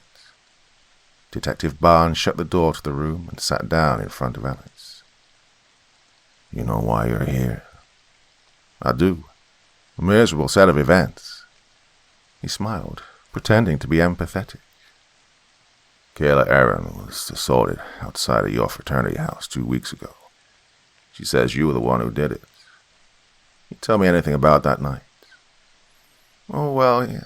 Kayla had a little too much to drink. She put the moves on me. Well, I wasn't into her. She wasn't my type. You know, I wasn't into her that way. And she left the party, and from what I understand, she made sure she had a good time anyway. Does this look like a good time? Detective Barnes flashed Ellis a photo of Kayla's nose busted and bloody in the emergency room from the morning after the raid. Look, I didn't have anything to do with that. That girl was into some weird shit. You know, these girls watch one too many pornos, and next thing you know, they're sucking off every guy at the party, trying to reenact the last gangbang they saw. They go too far in that... That's what you're saying happened to Kayla. She was nearly beaten to death. You say she wanted this? Oh, you really are a sick fuck. Ellis held up both of his hands. Look, Detective, I'm telling you I had nothing to do with that. I have a girlfriend. She'll corroborate my story, I swear. Detective Barnes was a father of boys, and if he had even one clue that one of his sons had the same sociopathic tendencies as Ellis, he'd have locked him up himself and thrown the key away in the East River. Detective Barnes looked at Ellis, and then slammed down another photo, another and another, hoping Ellis would break. Ellis didn't flinch. Instead, he looked into Detective Barnes's eyes with a glare that sent chills up Johnny Barnes's back. My father spends a lot of money in this town. The last thing my father or my family will ever let happen is that I go to jail for some fat little slut from Glenview. Well, I'm telling you, sometimes, unfortunately, girls like Kayla are the first to put it out there. They know no guy like me would ever touch that with a 10-foot pole. Detective Barnes laughed and then sat back in his chair. He rubbed his red beard and scratched it. Then he leaned in. It isn't a matter of if we convict your sick fucking ass. It's a matter of when. As I said, you can talk to my girlfriend if you don't believe me. Tiffany's in the hallway waiting on me. Fine. It took a few moments to locate Tiffany where the vending machines were, but when he found her and called her, he noticed something about Tiffany that made Detective Barnes chuckle to himself. Well, Tiffany was not thin by any stretch of the word. She wasn't fat, but she was curvy and as imperfect as could be. Another thing that struck him as odd was that she had on the same necklace that Kayla had on in the evidence folder's photos. Tiffany Joyce. That your name? Yeah. Is it okay if I drink my Diet Coke? Absolutely. Look, sorry for bringing you here, but we have a few questions about your boyfriend, Ellis. Oh, isn't that just shitty what that bitch said about him? Well, that's why you're here. Were you with Ellis the entire night? He was supposedly raping Kayla. Oh, yeah. The entire night. It's just unfortunate what some girls will do to try and get a guy's attention. Detective Barnes knew she was lying. So, run by me where you were and what occurred the night of the assault. Well, my friends Sean and Laura and I were drinking near the pool table. We heard some yelling upstairs, and we went upstairs. Well, Kayla was putting on this show. She was dancing around all slutty-like. We laughed it off and went back downstairs. Can your friends corroborate this story? Yeah, I'll give you their numbers. You say Kayla was dancing slutty. What happened then? Well, Ellis and I went to his room and went to bed for the rest of the night watching movies and drinking and some other stuff. She smiled. Other stuff like what? Well, don't worry, I'm not in any trouble here. We may have done some recreational stuff. Do you and Ellis do a lot of recreational stuff? Not usually, but he wanted to that night. Detective Barnes smiled at Tiffany. Can you tell me where you got that gold necklace? What's that symbol? Oh, it's an apple. Sort of a thing when you complete a course in Eaters Anonymous. Is that how you might have known Kayla? Well, I wouldn't normally say, but yeah. I knew Kayla around. She was always fighting the bulge, you know. I get it. I mean, I can eat a cheesecake in under a minute if I'm left alone to my devices, but Ellis is always really supportive of it. Ellis. Oh, he says he loves my body. Thank you, Tiffany. May I have the numbers of your two friends from that night at the party? Oh, yeah, sure. Tiffany wrote down the numbers, and then Detective Barnes released both she and Ellis. Reginald and Gale walked for what seemed like several hours. When their legs could go no further, he decided to camp for the night. Gale was much better at surviving this place than Reginald. He was still in a state of confusion as to where he needed to be. But Reginald was glad he was not alone. Gale gave Reginald a blanket, and he used his bag as a makeshift pillow. The night came on quickly.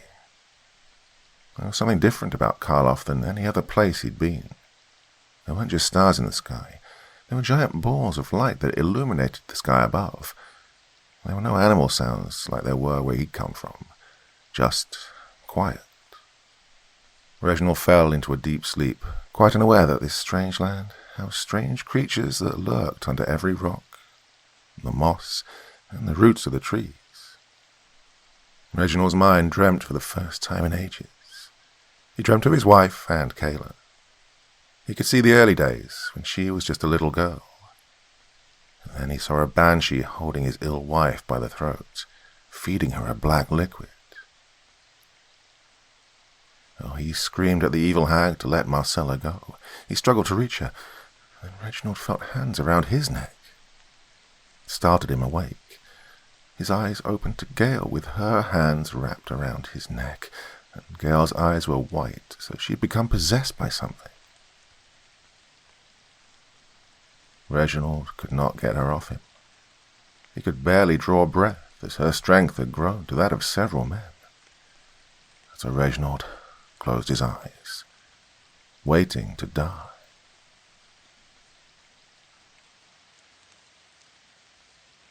Part 4. Painful paradise, reeling in paranoia. Pleasure disguised as serenity. Where the dead walk, they will bring in the oceans, dark as night. Birthing beasts best left unfound, where ice is chilled, where fear is made.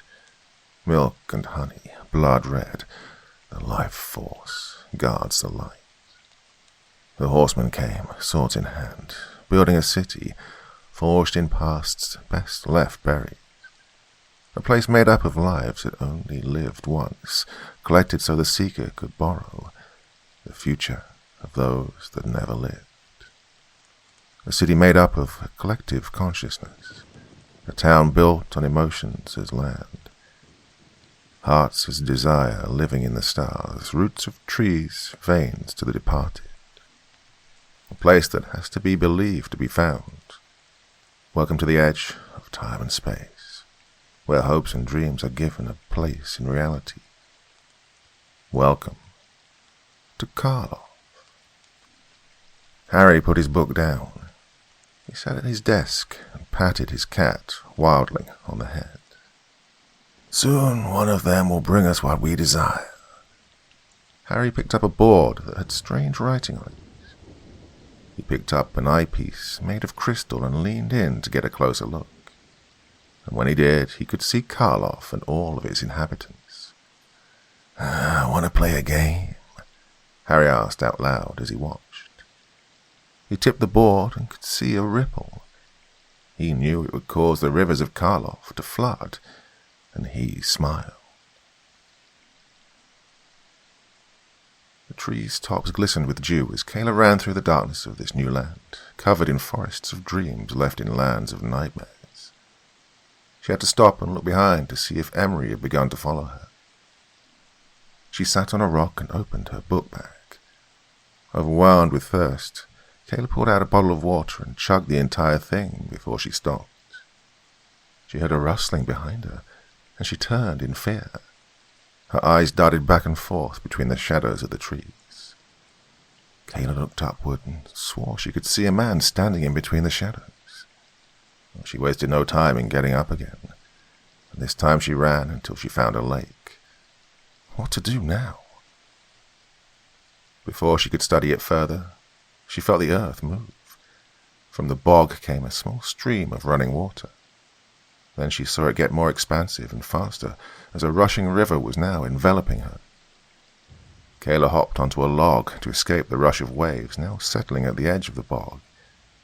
It was starting to settle against a large boulder that had stopped the rushing water. She took a deep breath as her mousy brown hair fell into her deep grey eyes. She held on to a large tree and then looked down towards the nearby ground. She leaped backward and found muddy ground to land upon. Once down, she remembered the shadow man she'd seen from the forest's deeper part. She was afraid that Emery would find her. Kayla kept on the move, taking off the hoodie that she was wearing. It was growing hot where she was now. She walked through the swampy forest on soft ground that felt alive under her feet. Still, she moved onward. Something inside her told her to keep going. There would be answers if she kept walking. It seemed like hours had passed when she saw the red light.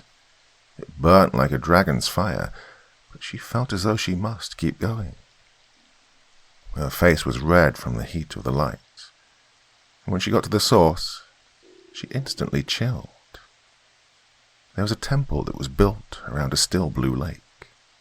The light from the temple melted with the glow of the water. Kayla looked at it, trying to understand what it was. There was a warm, motherly feeling to it that made her relax almost instantly. And then she saw it.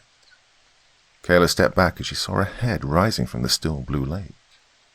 A woman with a crown upon her head appeared, entirely made of liquid.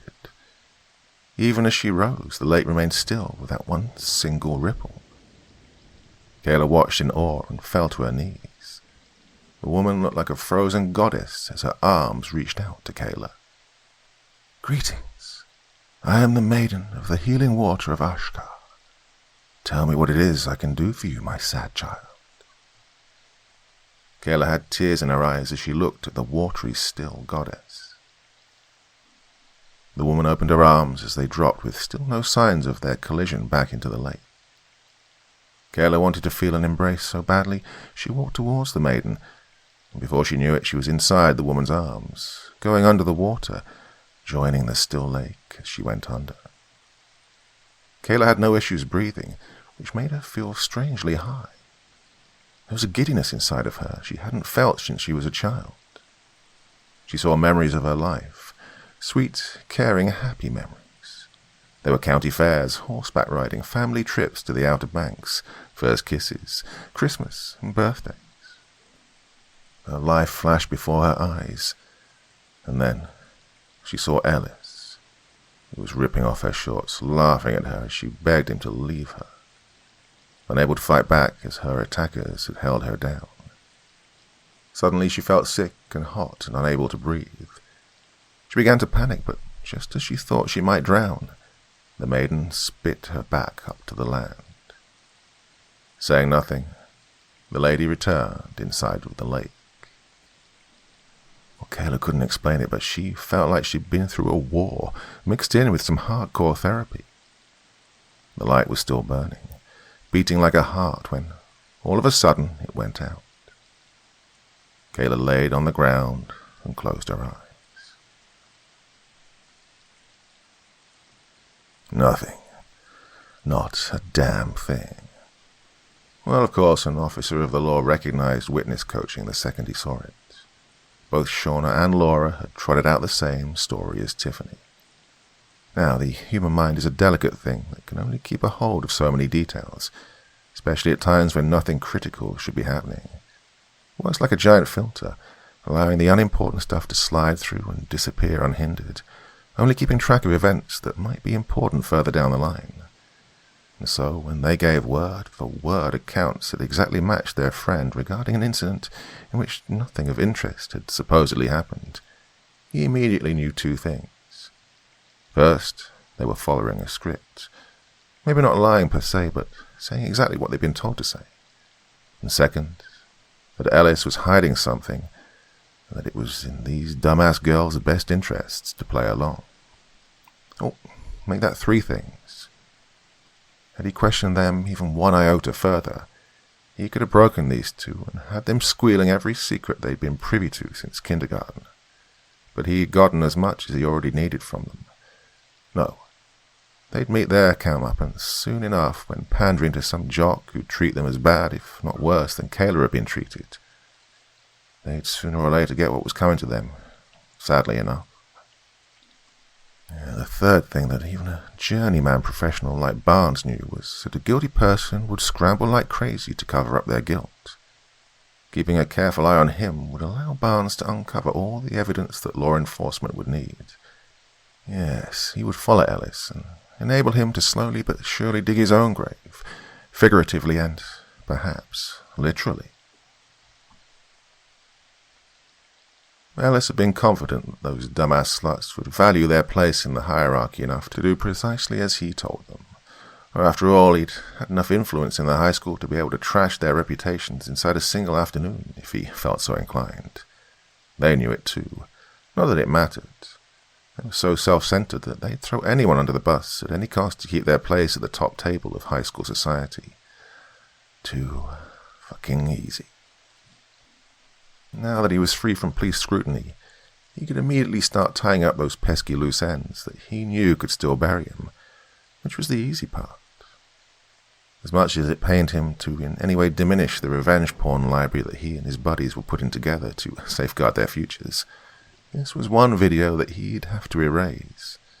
It pained him to do so, and he'd allow himself to watch it just one more time to sear into his brain just how nicely he'd used Kayla. Shame he had a thing for heavy girls. Not that he could ever admit it to his circle of peers. Yeah, one more time and then erase any trace of that evening before it could get him into trouble. Next up would be a quick revisit to the scene of the crime. He liked referring to it in such a way. Kind of made it all the more fun. Naturally, he'd used a condom, not having my life ruined by having this bitch get pregnant. But in his drunken state, he'd simply slid it off and tossed it out of the window. He was guessing the gardener was some jackass Mexican peasant who'd do as shitty a job as possible, even if he'd done his duties in the past few days. But more likely was that it'd still be lying around in the bushes below the bedroom window he'd thrown it from after he was done. No problem.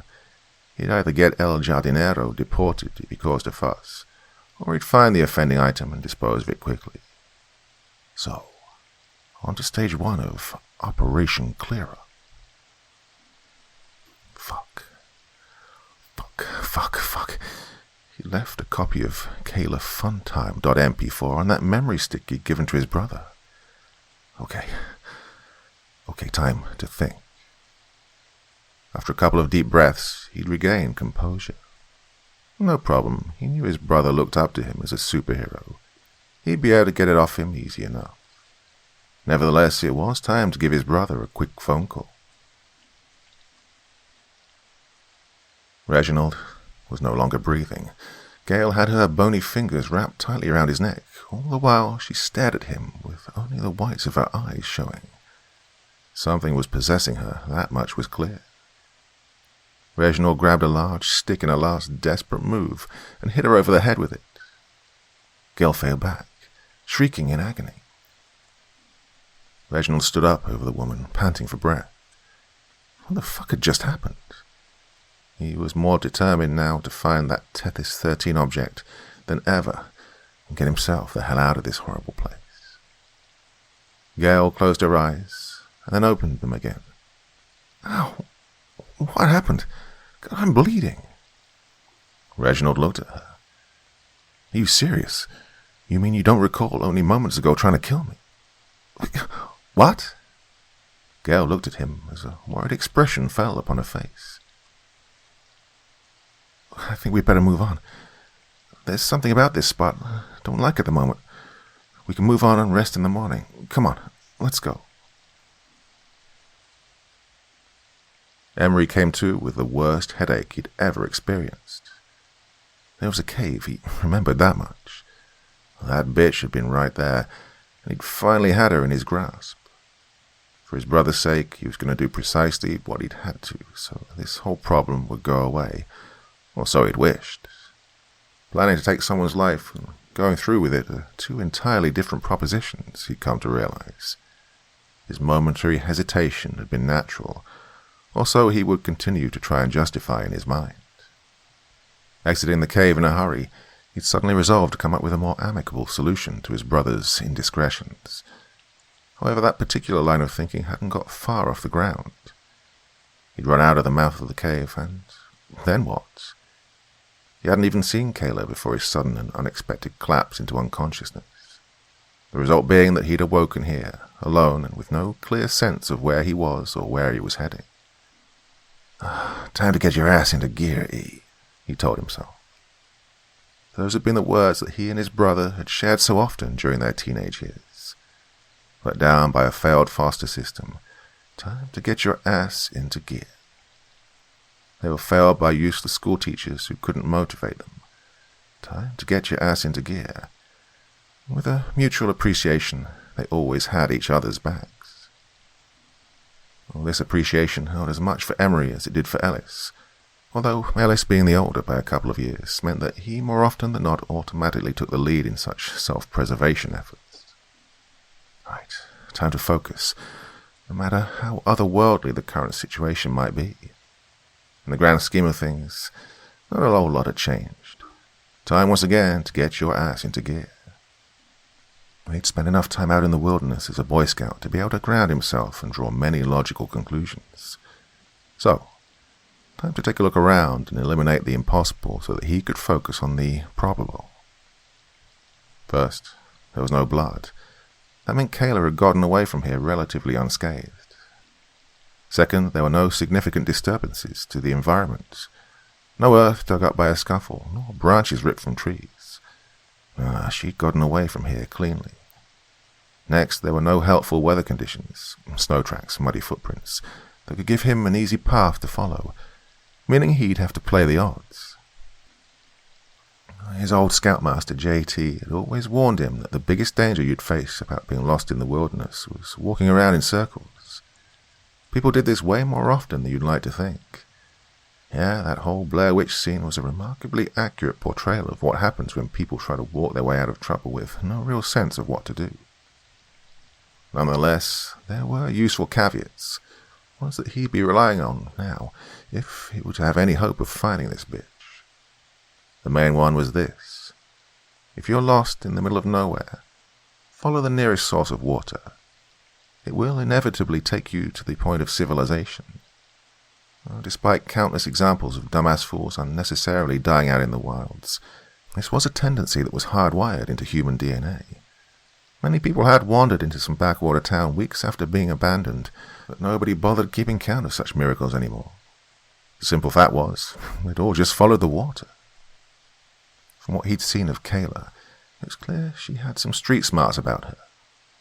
He was lost and was looking for anything to help him right now, so why wouldn't she be the same? He had a hunch that she'd follow her instincts and head down towards the water that he could hear somewhere not too far off in front of him. Well, it wasn't much, perhaps just a stream, but he was trusting his and her basic human instincts that this was what she would have headed for too. Reginald walked along the trail, trying to use his flashlight to see what was in front of him. Stars were lighting the sky above him and Gale, but he was afraid of what might be lurking out there.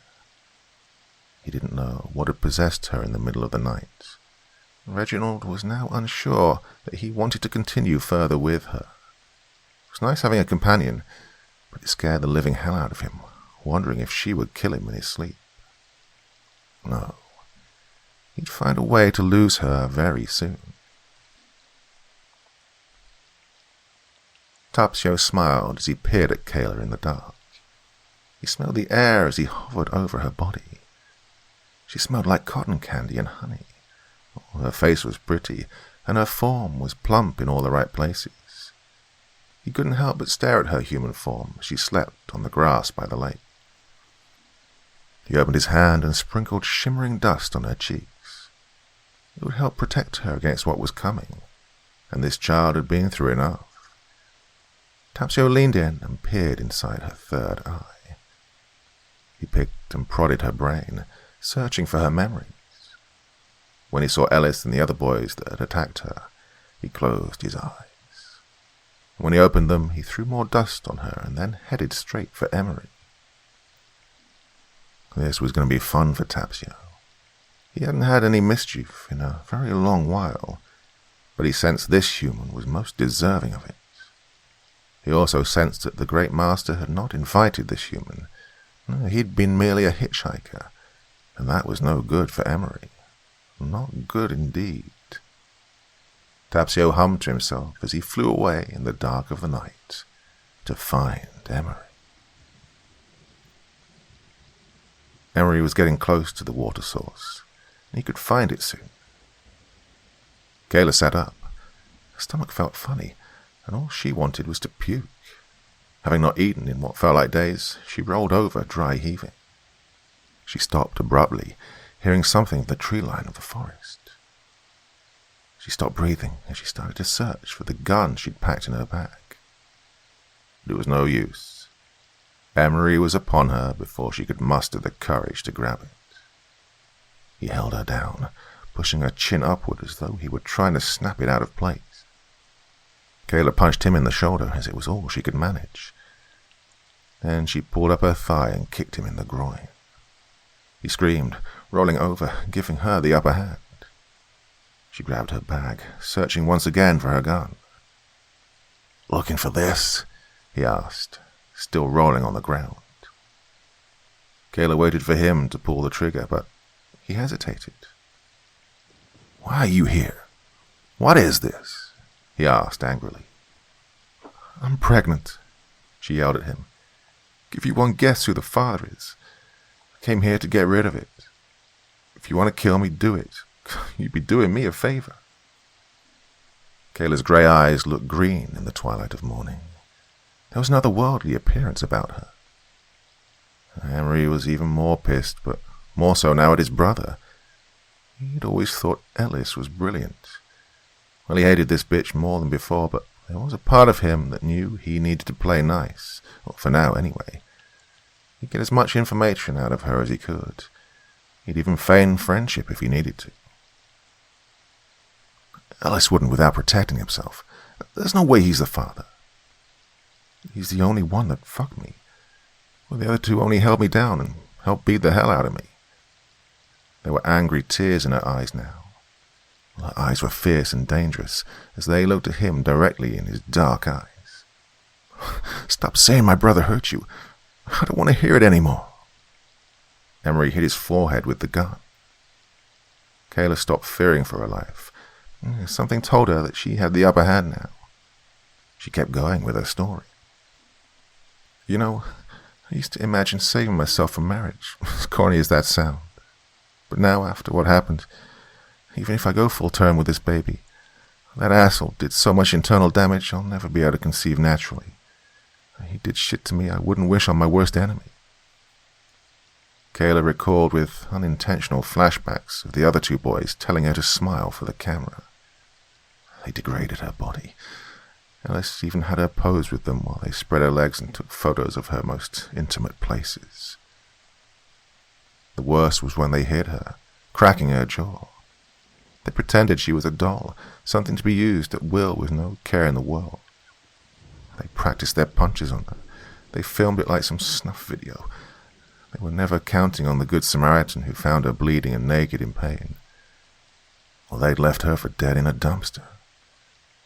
And to make matters worse, when she was found, Ellis took her to the ER, staying with her, all the while abusing her ears, saying he'd kill her and her dad if she told one person that they'd savagely raped her with the help of his two friends. Emery just looked at her then. He said nothing at first, and then looked down at her bag. Putting the gun in his back pocket, he reached inside the backpack. "Please tell me you have something to eat." "Of course I do. I'm eating for 2. Emery ignored her and found beef jerky, trail mix, 2 salami sandwiches, and some string cheese. What he didn't count on were 2 beers. Well, he was tempted to drink one, but he figured he'd wait until a better time to indulge. Yeah, thanks, he said finally, as he ate one whole sandwich, barely taking a breath. If you promise not to kill me, there's a fruit roll-up in there too. Emery smirked and zipped the bag, handing it back to Kayla. Kayla managed a sly smile. Secretly, she was glad that she wasn't alone, even if it was only this fool. Well, the sky had begun to redden. It was nearly dawn now. Then she heard something strange coming from the sky. Emery and Kayla were now distracted by whatever this was. It looked like birds, but maybe it was something more sinister. They were tiny flying humanoids, only they carried weapons in their hands. What the fuck? Emery looked up and then grabbed Kayla, forcing her to go with him. Well, what could be seen as a noble act was just Emery keeping his enemy close by. There was no way he'd lose sight of her now, especially since she was supposedly pregnant. Most likely a plot to get money out of his family, he thought, and his foster father had a lot of it. Tapsio flew overhead, but he wasn't alone this time. He brought his kin with him to destroy Emery. Where the fuck was Emery? He'd been calling him on and off for the past 2 hours, not to mention the voice messages. Well, he never missed Ellis's calls. He knew he took his kid brother for granted, but it was starting to hit home now how much he assumed he'd be there whenever he needed him. This was worrying him. Not even a sign that he'd received the messages. The longer that memory stick was out of his hands, the more paranoid he was getting. Sure, he'd be able to talk E around even if he had watched it, but what he truly needed was that shit erased out of existence ASAP. He wouldn't be able to rest easy until he deleted all traces of that night from the world. For all that Emery regarded him as some Superman, it was the younger brother who had a keener eye for the broader world around him. Well, fair enough, Ellis had successfully channeled his efforts into obtaining a sports scholarship to his local community college. Still, even that was a hustle. Play the position that none of the guys with sky-high aspirations would pick, and practice like a mother. Well, that had worked out okay, but he was suddenly envious of his kid brother. Well, he'd had the natural talent for sports, even for his studies, but he just never applied himself. It had been easy enough to take second best on raw talent alone, without having to push himself to reach the peak. Well, he'd do that when it mattered, he constantly told himself. But then freshman year came, and all those girls who'd been lining up to be with him were suddenly following the kind of guy he no longer was, the ones who had the talent to still stroll through life. And that was a big part of what drove him. But Emery was different. He'd never had it in him to sit back and let the world fall at his feet. How many times had he made fun of his brother for all those lame extracurricular dorky activities he participated in? The band practice, the chess club, Boy Scouts. All of it seemed so lame, but Ellis never remembered a single day when Emery wasn't saying hi to a bunch of friends wherever he went. So where was he now? Wait a second. A load of unopened WhatsApp messages on his phone. Of course, there was a bunch of crap from Shauna, Laura, and Tiffany, all 3 of them expectantly waiting on him in some thinly veiled attempt to get what they felt was owed to them for having his back. A bunch of other messages from buddies who were checking in after hearing about the bullshit allegations he was faced with too. The truth was, though, he was only looking for one. From Emery. Yes! Oh, but wait. What the hell was this? A photo of a red door. Of all the times for E to be messing with him, there was a message, but it made no sense. On Kate, right behind. You don't want to know. Red door, come. Well, Ellis had never had the kind of brain that could deal with codes and signals. But that didn't matter here. He knew that red door well enough. Reginald followed Gale, making small talk until he grew bored. Gale wasn't much of a communicator. She'd smile and nod at him on occasion in agreement. Reginald felt terrible for what he was about to do, but he couldn't help it. The opportunity was now afforded to him. He looked down, and there in front of him and Gale was a rushing river that seemed to come from nowhere. But it was now or never. In one swoop, he jumped over the cliff they were on, and into the rushing waves he went. He saw Gale, stunned for a moment, but he knew he couldn't risk being around her. She tried to kill him once, and even though he suspected it was something in this strange universe that was the cause, he just couldn't allow himself to die before he saved his family.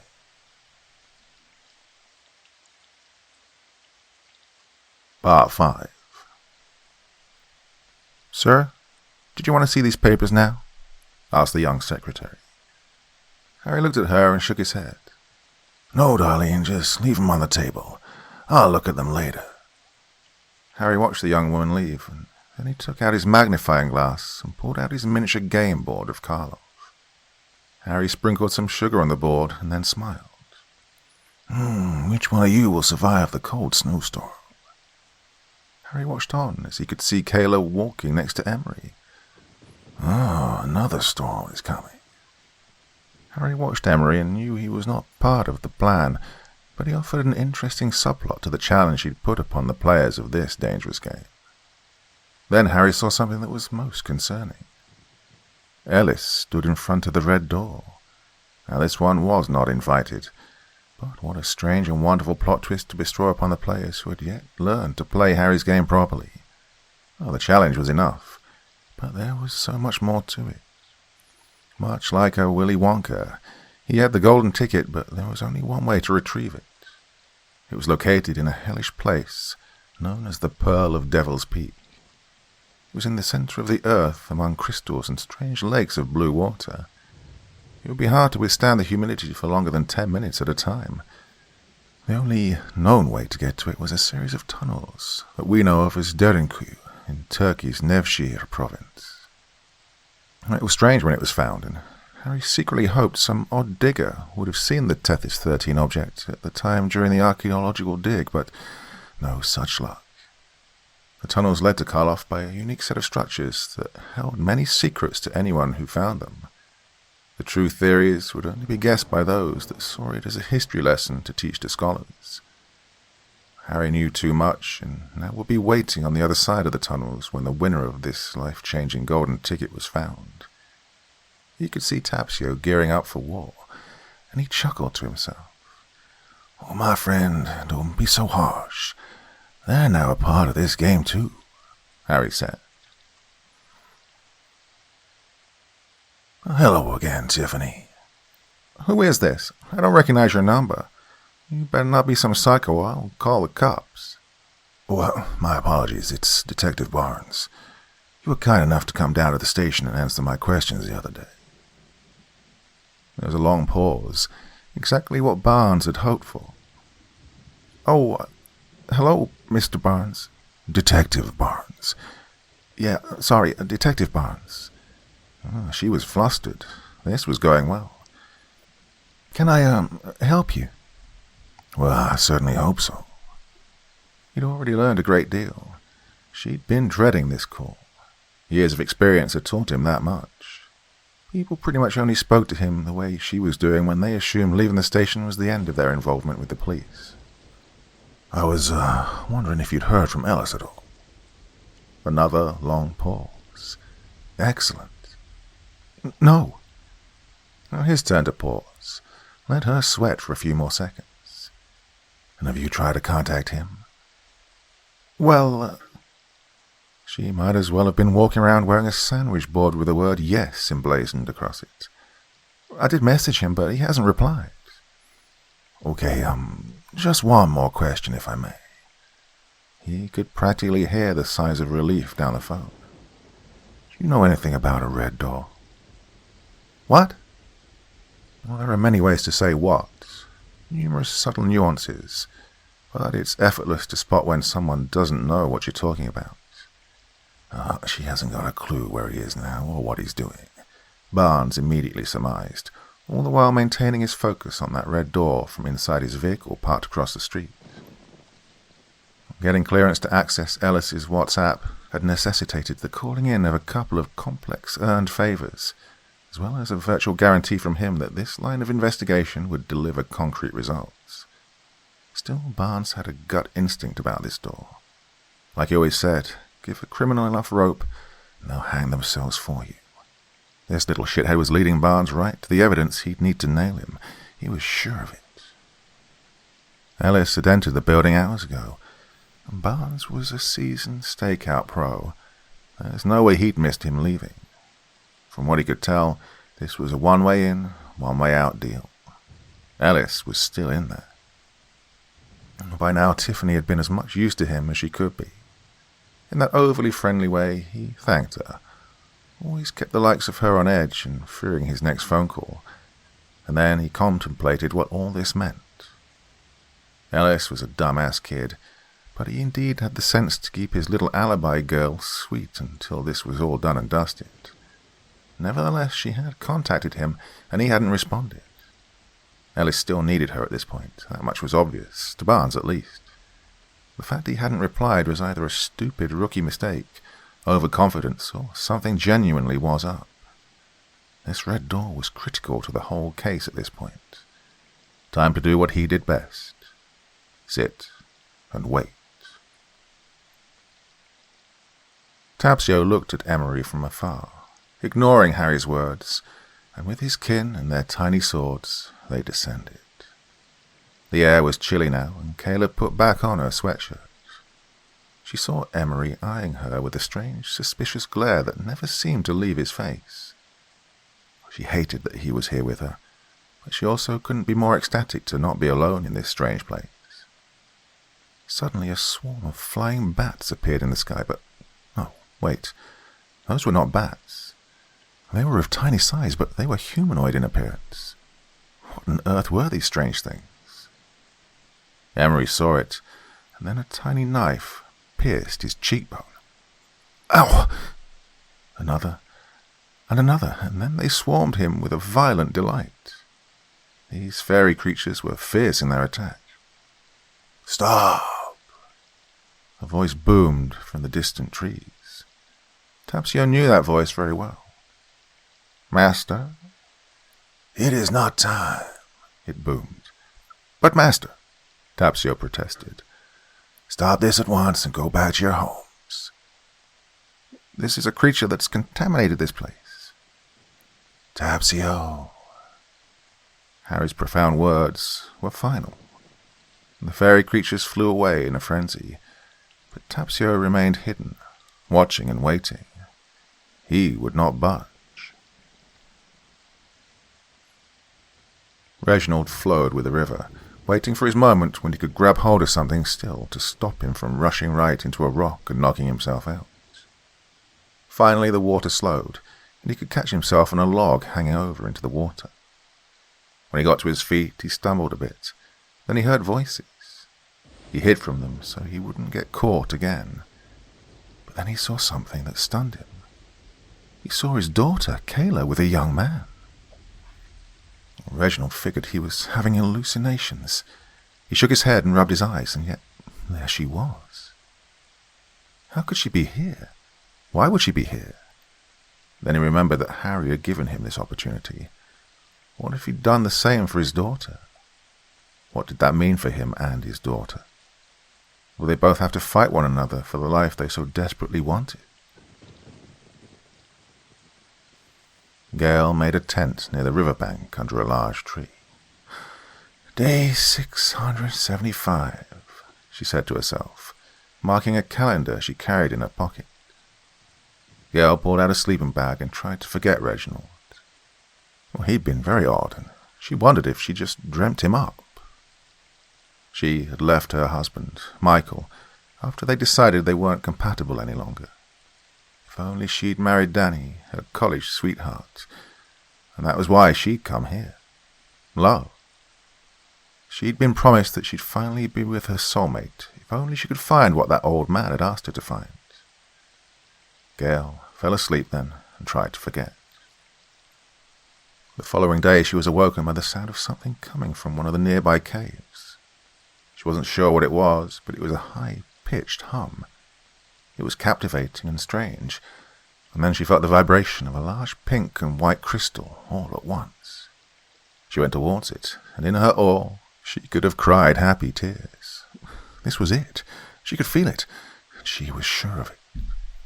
It had a wand made of silver attached to it, and when she picked it up, she felt a surge of energy like nothing she'd ever felt before. She held it for a long while, just admiring the Tethys 13. She now knew why they called it that. It was Tethys, after the sea princess born of Uranus and Gaia. Holding no known mystical powers, she did have something that was left to this world. The water holds power, and from it we are born, and from it we go to die, was how the legend was told to her by Harry. That greedy djinn could finally rest in peace. She would bring him the Tethys 13 wand, and had recalled Harry saying it was indeed very powerful. It could harm those that were not meant to behold it. At one end of the wand was a small pearl. Gale's eyes watched it, and inside she could see a small creature. She wasn't sure if this wand was bewitching her, but the tiny pearl broke free to behold a little water dragon-like animal. It was purple and turquoise and seemed to smile. It was only the size of a cricket at most. And then she felt it latch onto her hand. Oh, she tried to get it to release her, but it wouldn't. And then she saw the hag that had haunted her dreams, the old woman that had once guided her to a deep swamp where she nearly drowned. Oh God, this couldn't be real, and yet it was. And she soon found out what Harry meant when he said that not all were meant to behold it. But who? She questioned in her mind as the searing pain now took hold of her wrist. The dark creature began to suckle her blood, growing to an enormous size as her very life force left her brown eyes. As she lay there dying, she watched the tiny dragon creature, which made a return to its little pearl, and then the wand fell from her hands.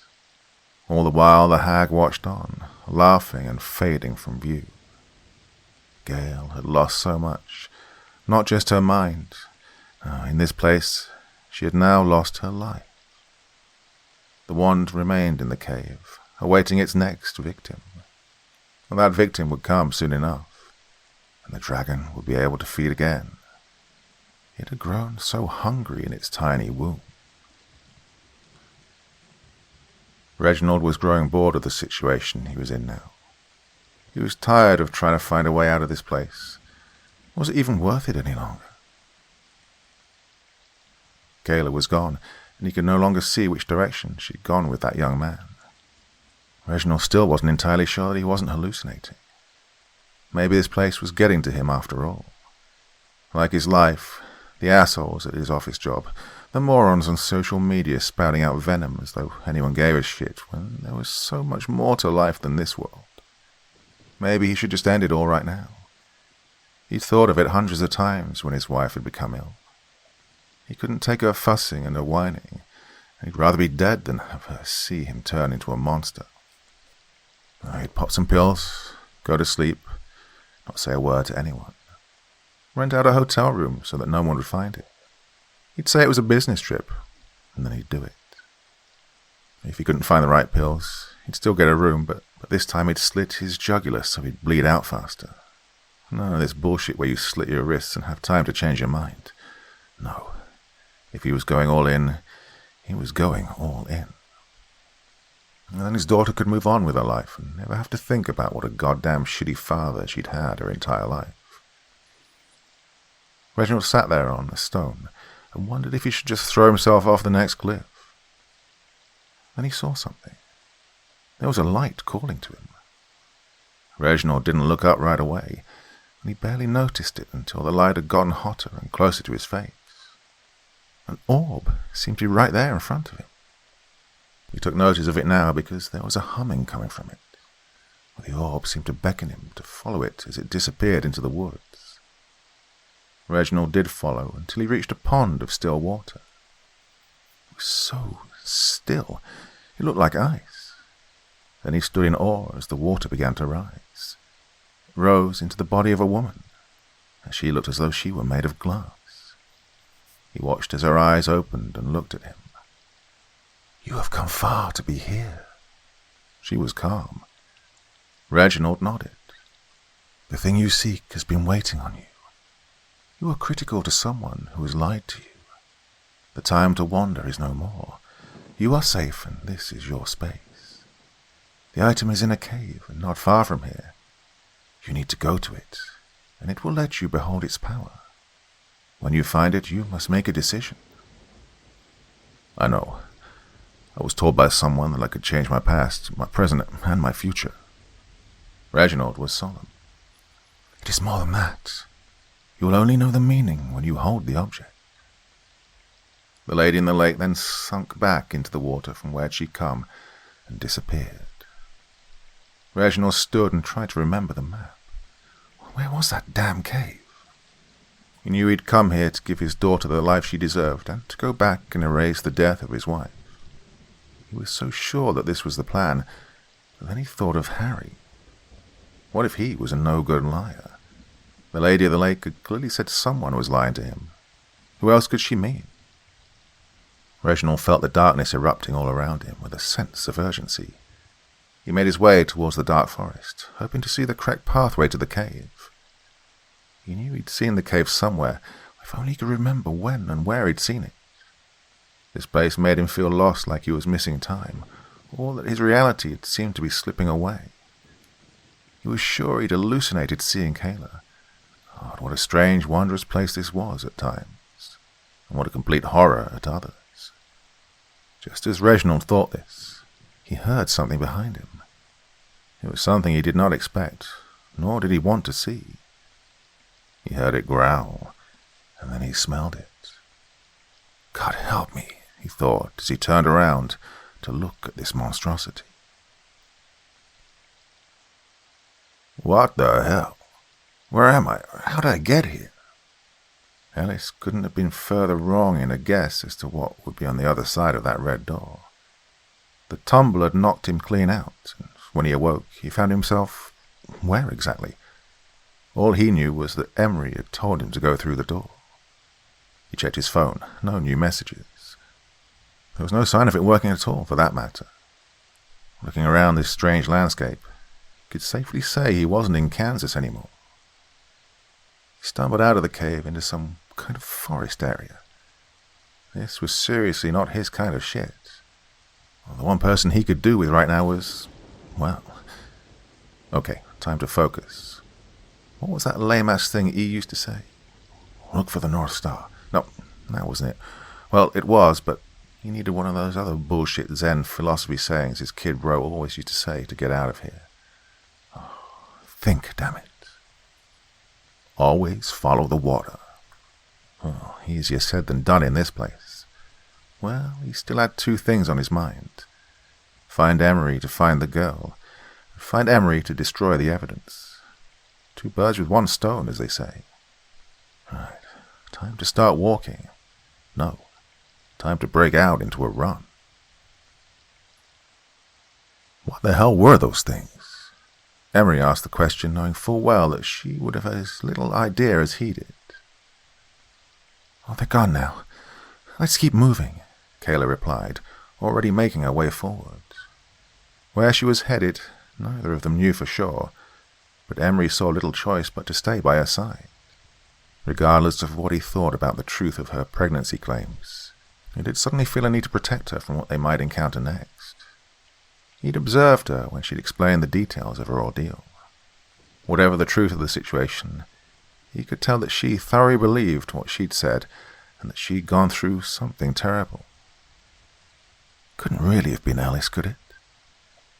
He was feeling deeply conflicted. He reached into the pocket and put his hand around the gun. It felt reassuring. In his other pocket, he felt the crumpled piece of paper that he'd snatched from Kayla. He drew this from his pocket and looked at it for the first time. Hey, what's this? He shouted. It's the thing that's going to get us out of here. I was wondering when you'd bother to ask. She was still moving ahead, not even bothering to turn and face him as she spoke. But if I have it, how do you know which way to go? Well, this got her attention. She stopped, turned, and looked him in the eye. I spent hours memorizing every last detail of that thing. I may not know what I'll find when I get there, but I sure as hell know where I'm headed. Coming?" He felt again for the gun, and then nodded.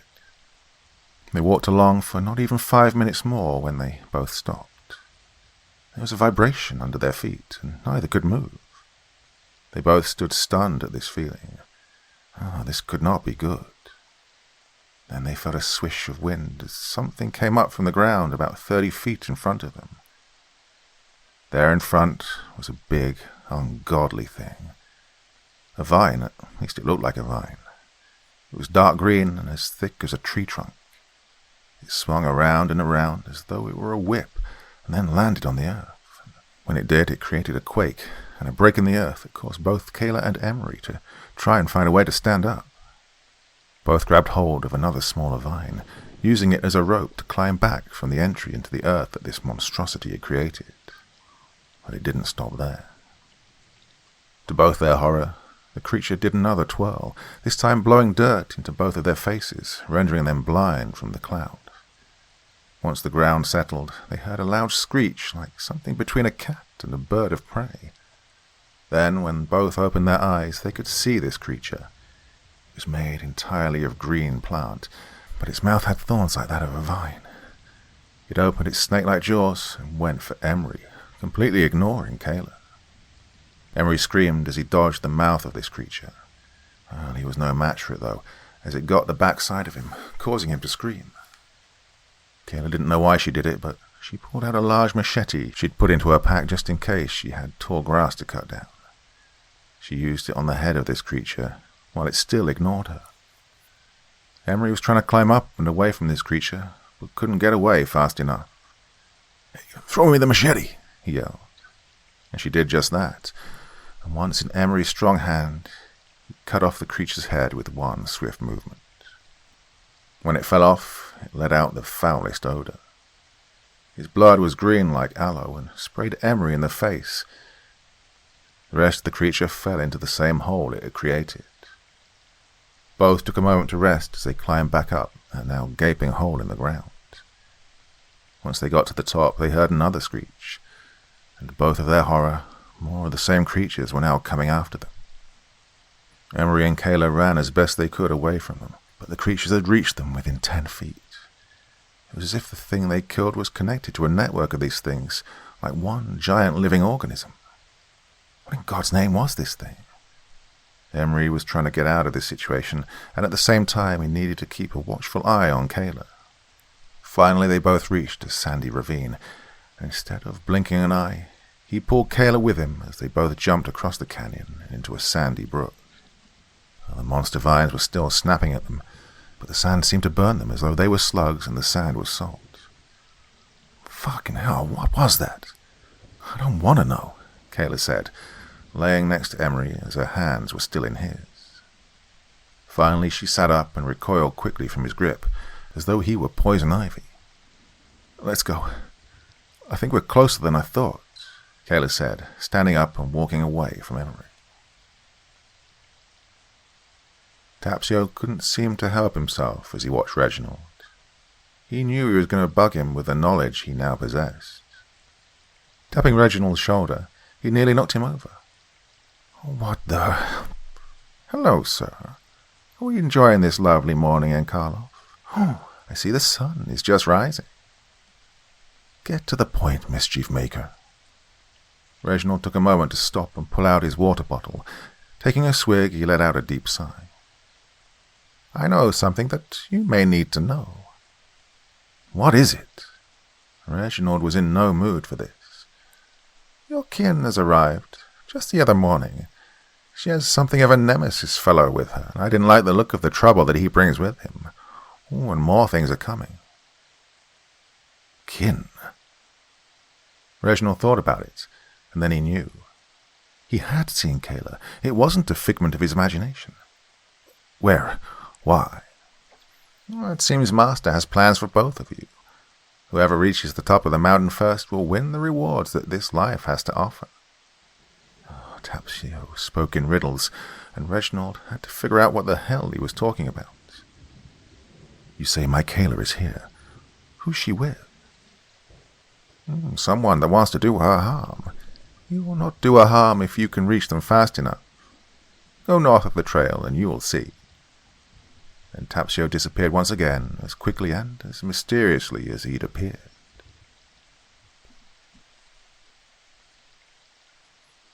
Part 6.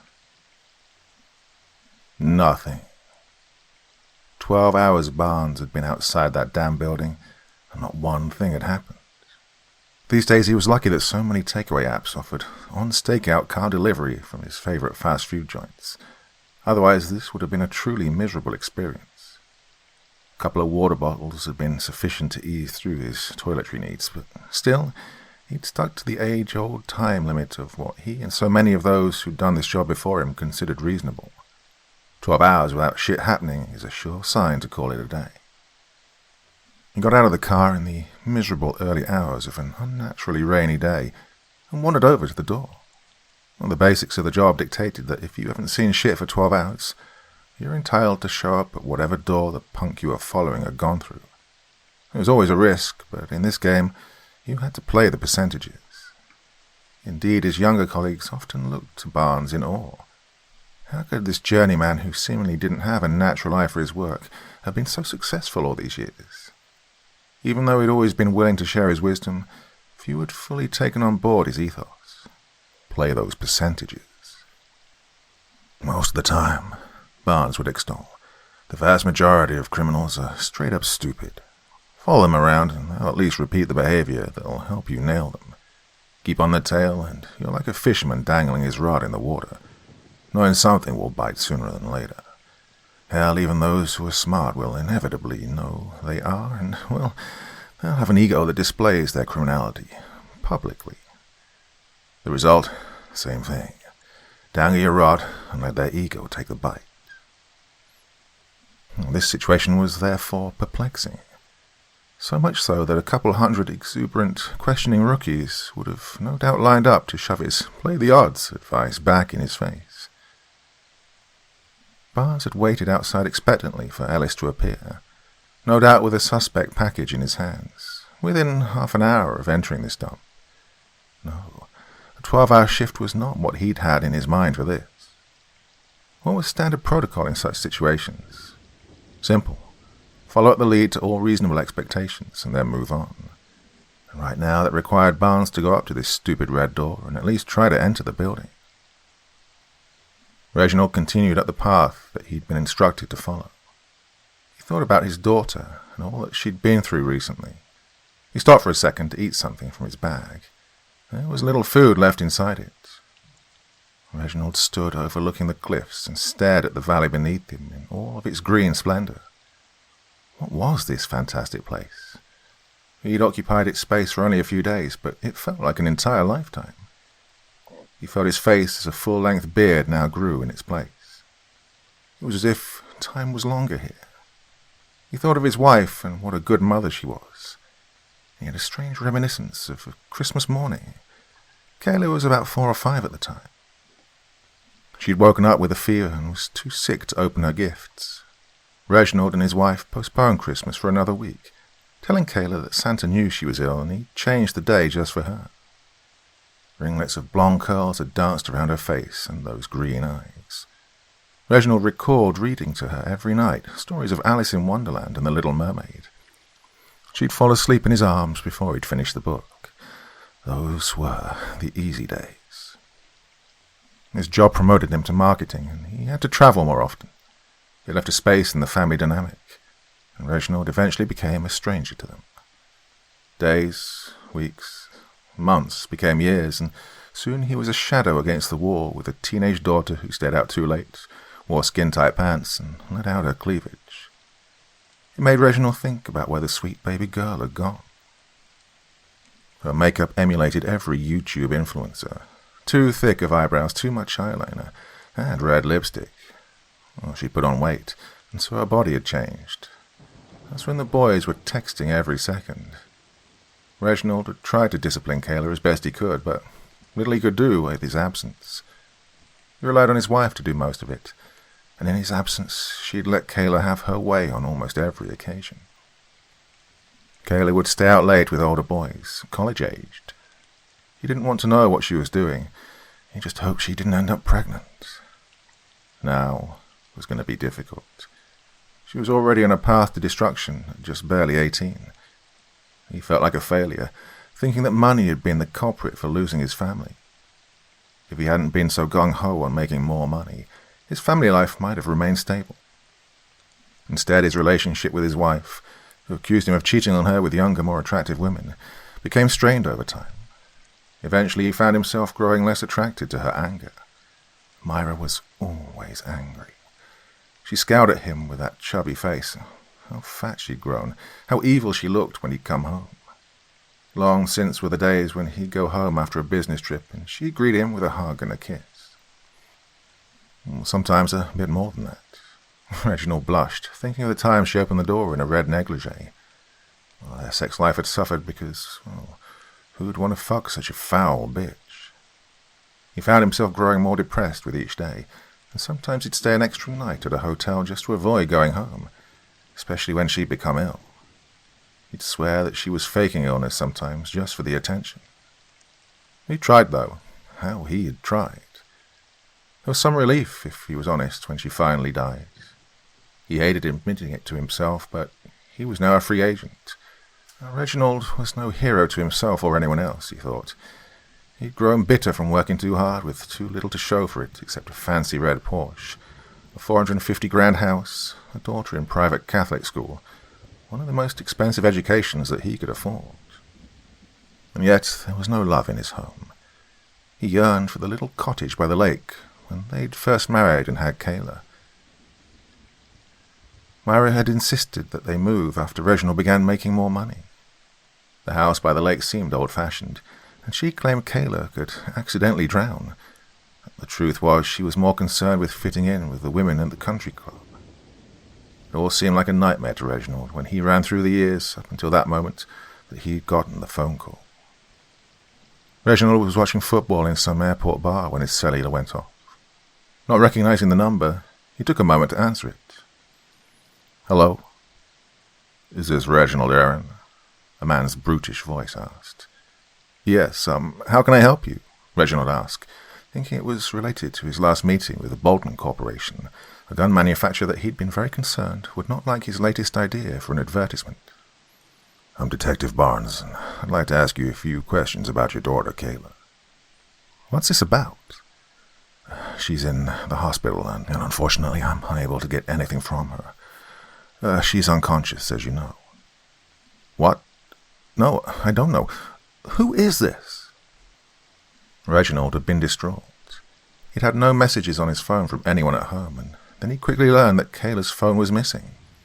No one could get a hold of him, except for this detective that had questions about what he knew of the assault on his daughter. Tears stained Reginald's cheek when he thought of what she looked like in that hospital the day he made it back and saw her. Her jaw had been broken, she had wrappings around her head, and her face was barely recognizable. It was puffy, and her lips were purple. Her shoulders had bruises on them as well. Ellis had beaten her nearly to death, all because she'd fought back. The knowledge of the rape was the worst thing. Someone was hurting his baby girl. He couldn't seem to get the image of her little face when she was 4 years old from that Christmas. The happiness, the excitement in her face. She was so happy once upon a time. And then to see her in that hospital bed, knowing what had been done to her. Reginald was never a violent man, but when he thought of what had happened to his daughter, the desire to harm outweighed any sense of dignity he beheld as a father. He fantasized about finding the men who had done it, and tying them up to an electric outlet, throwing water on it so they'd be electrocuted. He thought of strapping them down on a table and cutting off their dicks 1 inch at a time. And it was these violent thoughts that kept him from killing himself at the sight of her, at the idea that he hadn't been there to protect her. Reginald eyed the trail again, coming out of these thoughts. He must find his baby girl. He must save her. Kayla smiled at Emery as he fidgeted for something in his pocket. She didn't know why it amused her, but he always had this serious expression on his face. "You always look like that," Kayla asked, stopping in her tracks. Like what? Like you have to go number 2. I'm sorry my face isn't pleasing to you. He rolled his eyes. Hey, if I have to spend all this time with you on a journey to the center of the earth, I'd like to at least be with someone half pleasant. Oh, I'll try to be more to your liking, madam. He then bowed. Hey, what is that up ahead? Kayla interrupted his joke. I don't see anything. That smoke, it smells like a fire's burning. Kayla paused before walking any further. There was a horrible stink like sulphur. God, what on earth was that? Kayla thought, looking towards the top of the pink stone mountain. Emery didn't have a good feeling about it. There was something wrong, he could feel it. He touched his pocket for his gun to ensure it was still there. There was a sense of comfort in this strange place. Oddly, so was Kayla. He was beginning to see her as more of a person than just some girl who accused his brother of such an atrocity. Suddenly there was a loud boom. The mountain seemed to shake, and Kayla and Emery fell to the ground. The mountain was releasing some sort of explosive gas. Puffin' stuff mountain, oh, no pun intended. Kayla yelled out to Emery. What is it? It's a mountain that burns from the inside and is always on fire. The fires never go out. The release of gas causes eruptions.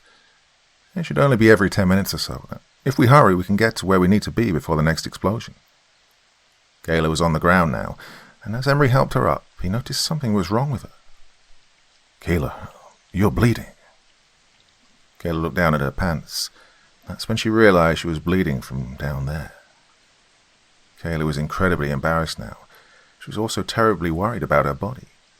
By all accounts, it looked like she was miscarrying. It'll be fine. Let's just get to the next spot, she said, tears in her eyes. Emery realized that she wasn't lying about being pregnant. Did he want to believe that his brother was this monster? Fuck. Now what is he going to do? Kayla rushed towards the top of the mountain with little help from Emery, who now struggled to keep up with her. They reached the top of where they needed to be just as the mountain let out another boom. This time Kayla didn't fall over. Instead, she ran towards a cave. She seemed to be trying to find something in her bag. Emery saw her pull out a change of clothes.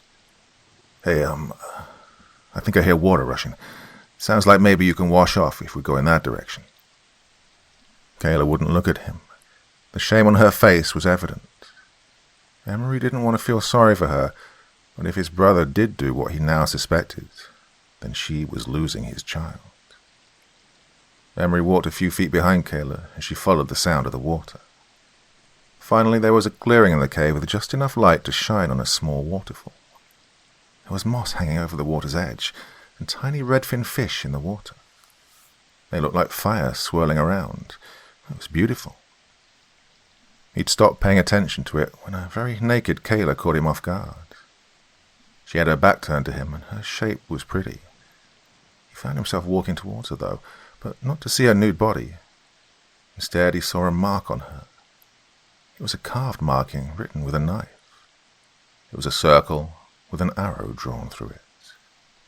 And Emery grew sick to his stomach. That's what Ellis had always carved into trees when they were kids. What? Why did he carve up this beautiful girl's back like that? What in God's name was wrong with his fucking brother? Emery turned his gaze away quickly so as not to offend or frighten her. He turned and began walking away. Where are you going? Oh, I didn't want to be disrespectful, he lied. He just wanted to be away from her. No, I'd rather you stay while I wash up. I don't want to be alone in case something happens to me. Her voice trembled. Emery knew instinctively that she was crying over the loss. It had to be scary for her to go through this all alone. Emery sat down on the rocks by the pond with his back facing away from her. He was at least 10 feet or so away. He pulled out the part of the map that he'd found and tried to concentrate on it instead of the very naked girl behind him. He heard her sniffle. That did it. Hey, I have to take a piss. I'll be right back. I promise I won't be gone long, and I'll be in hearing range in case anything happens. He ran around the corner of the cave where she couldn't see him. and he hit the cave wall with his fist. Kayla washed up as best she could. The water was nice, but there was so much blood, and she was afraid to get out. Luckily for her, she brought a spare set of clothes and some feminine products just in case. As a girl, you never quite know when they come in handy. Kayla thought about how mortifying it was to have Emery, the brother of Ellis, see her that way. It was as if she'd been assaulted all over again. Why did this fucking shit have to happen to her all the time? It was like she was the unluckiest woman in the world. She closed her eyes for a moment and let her body embrace the warmth of the water. It felt good on her neck and back. She heard something at that moment from the corner of the cave. She called out for Emery. No reply. People had long been disappointing to Emery for breaking promises constantly. Well, he was used to it, being in a family of perfectionists. Private schools, athletes like his older brother to live in the shadows of someone so perfect. Well, nothing shocked him anymore, and nothing made him happy. He lived in constant disappointment. 3 weeks before his brother had been accused of rape, he'd found he was failing a class that was crucial to graduate. He didn't want to say anything to anyone in his family. They would have been so disappointed. What sucked was the fact that it was a subject Ellis excelled in. Emery had to be the positive one no matter what. He had always been the one that covered for Ellis. Everything stupid he'd ever done. Well, Emery made excuses. He was his older brother's enabler. Kayla's branding by knife only made Emery wish he'd never believed anything Ellis had told him. He'd idolized his brother, but not until this moment did he finally see how messed up this situation was. His brother was going to get away with it. One look at Kayla and no one would believe he'd raped her. It was the fucked up society we lived in. She was pretty, but probably on the heavier side. Not severely obese, but she wasn't a size 10. She didn't dress like the more popular girls at school either. When no uniform was required, she always wore some ugly sweater to cover as much of her body as possible. It made sense to Emery now, as he thought about it. She was insecure. He'd wanted to do more, but he was between a rock and a hard place. On the one hand, he tried to tell Ellis he didn't believe him, but there was something else too. Ellis had given him a flash drive, and he hadn't gotten to see what was on it, but Ellis had also had other films of himself at parties while girls smiled and let him do things to them. Well, it was all in good fun, but, looking back, could Ellis have spiraled into utter darkness? His hand was bleeding, and he just wanted to get the hell out of wherever he was, and go home, have a glass of his dad's whiskey, and forget for a while by playing some video games. He heard Kayla scream, shaking him from his thoughts. When he got around the corner, Ellis was standing on the ledge by Kayla, who was still fully nude. Ellis was making fun of her while she tried to cover herself up. "Hey, brother, I've been looking for you." Ellis was grinning like a Cheshire cat.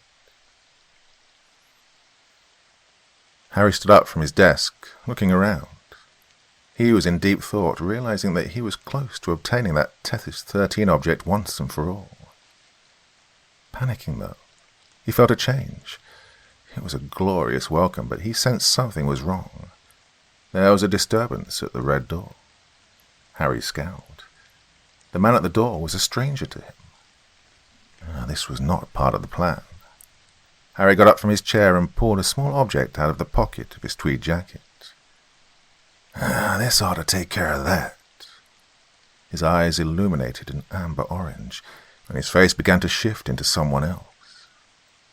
Harry walked out of the door as one of Detective Barnes's fellow officers in disguise.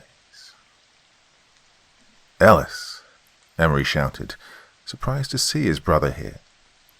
His exuberance was short-lived, however, when he realized that he was taunting Kayla. "Ellis, you need to come over here and leave her alone to get dressed." His words were met with a sharp turn of the head as his brother looked to face him. You have any idea what this bitch has put me through?" Ellis had a mean look on his face, one that Emery had seen him give many others, but never himself. "I'm about ready to throw her lying ass over this bridge, wherever the fuck this place is." Ellis, you gotta calm down, man. Well, that look struck Emery.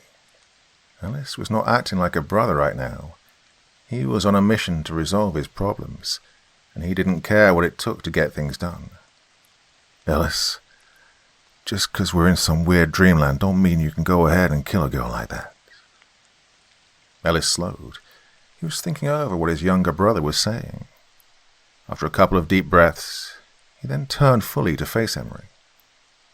"Hey, kid," Ellis said, trying to force a friendly smile. "You ever get to take a look at that memory stick I gave you?" Well, that was uncomfortably weird. Ellis had never called him kid before. And why had he so quickly brought up the subject of that USB? Surely there would be some happiness at seeing his kid brother. Surely some acknowledgement that his current behavior was indeed inappropriate. But no, nothing like that. Not even a blink of his eyes. Just a cold, hard stare. And deep down, he knew. At that exact second, it all became confirmed in his mind. Ellis had raped her, and the evidence of the crime was in his possession. "No, I left it in the desk drawer at home." Damn. Too quick a response. He could see in Ellis's eyes now that he knew that Emery knew. "Well, that's a crying shame, kiddo. Real crying shame." Emery looked his brother in the eye with a feeling of abject fear in his heart. Reginald followed the trail back towards where he'd last seen Kayla. He didn't know what he'd find, when and if he found her, but he had to try. He ripped a giant stick from the ground and shook the dirt off of it. He'd use it to aid him in walking uphill. He could also use it to defend himself against any unsavory encounters. And just then Tapsio flew into Reginald's face. "Oh, you've got to be shitting me. What on earth are you doing here?" "Our master is coming soon. You better be ready to give it up." "Give what up?" "This." Tapsio held out a large wand, and Reginald instantly knew it was the Tethys object named after the sea goddess. "But I had to find that." "Well, you did, and you will. I'm replanting it near the front of the cave. You'll come upon in 30 feet. You'll need to hurry, though. I'm doing this to help you. I don't think our master means us well. The world is going to end soon." Oh, Tapsio and his rhymes. What are you going on about? "This land is going to be over. He's letting it go so he can return to his home. You'll see the entryway to the caves. They lead to his homeland near Derinkuy. That's where he was born, and that's where he will go once he has what he's been waiting on. When he gets it, he won't need us anymore. We've helped him survive. We've given him aid, and he needed it. Look what he's chosen to do. He's chosen to leave us. So he must not get this. You must find it first, and under no circumstances give it to the master." "Tapsio, the only reason I'm here in Karloff is to get a new life. The only way I get it is if I bring this to your master. I must have it." "He'll use it to destroy us all. He's a dirty djinn, selfish, and we Fey folk were misguided for believing his sad stories. He eats pain. It's how he gets his energy to live. He thrives on it. He loves seeing you all in pain, and the longer it takes you to find the object, the longer he lives. He never had much intent on you finding it yourselves, but he doesn't know we Fey know where it is. We're the ones who saved him years ago." "Jennings? What the fuck? I thought you transferred out of here last year." "Oh, yeah." The look on Jennings' face confused Barnes. He'd last seen him at his lame farewell get-together before Jennings sailed off to some cushy desk job upstate. More than this, the fact that Jennings looked precisely the same as he did last time Barnes had seen him, in the clothes, the haircut, the general demeanor, meant that this was, to all intent and purpose, the same man he'd seen last 18 months ago. "What are you doing here?" Barnes asked. "Police business. You know the kind of thing," Jennings replied unconvincingly. Barnes had always liked this guy. No bullshit. A keen eye for the job at hand. Nevertheless, something was up here. That much was immediately apparent. After all, Jennings had been reassigned 100 miles or so away from this jurisdiction. While Jennings remained in Barnes' thoughts as one of his favorite ex-colleagues, it was mainly due to his down-to-earth nature, ability to cut through the crap and focus on what was meaningful. Well, Barnes couldn't for the life of him come up with a reasonable answer as to why he was here right now. "Hey, Jennings, so, how's Bo doing?" "Who?" A pause. Shut the fuck up, man. Bo, how's she doing?" "Oh, yeah, she's fine. Doing okay, I guess." Alarm bell number 1. All pros develop a way of secretly connecting. Throughout any detective's career, there are always those moments when you need to convey danger, or even that something is just a little off, in a way that no one other than the two of you would pick up on. Barnes and Jennings had chosen fictional pets as their signal. On more than one occasion, Jennings had moved in when hearing that Barnes's beloved fictional poodle Mikey was under the weather. Similarly, Barnes had come crashing into many scenarios in which Jennings was on the wrong side of trouble when hearing that Bo was in danger. Something about this stank of trouble. If this was Jennings, he'd either abandoned their code or, well, he wasn't Jennings. "So, you've been giving Bo her tasty treats like I said, yeah?" "Oh yeah, Barnes. Doing the job just like you said." No doubt in his mind now. This wasn't Jennings. He let the distance between them grow significantly before asking the question that would prove he was right. "Hey, Jennings, what was behind that red door?" Absolute stillness. Alarm bell number 2. People who have no reason to freeze never do so. This was not Jennings. "Oh, nothing much. Just your typical back room." Great. Good to know. Something of a relief." With the slightest flinch of the shoulders, he moved in Jennings's direction. Whoever he was needed to make some effort to maintain this charade from this point on. That much was obvious.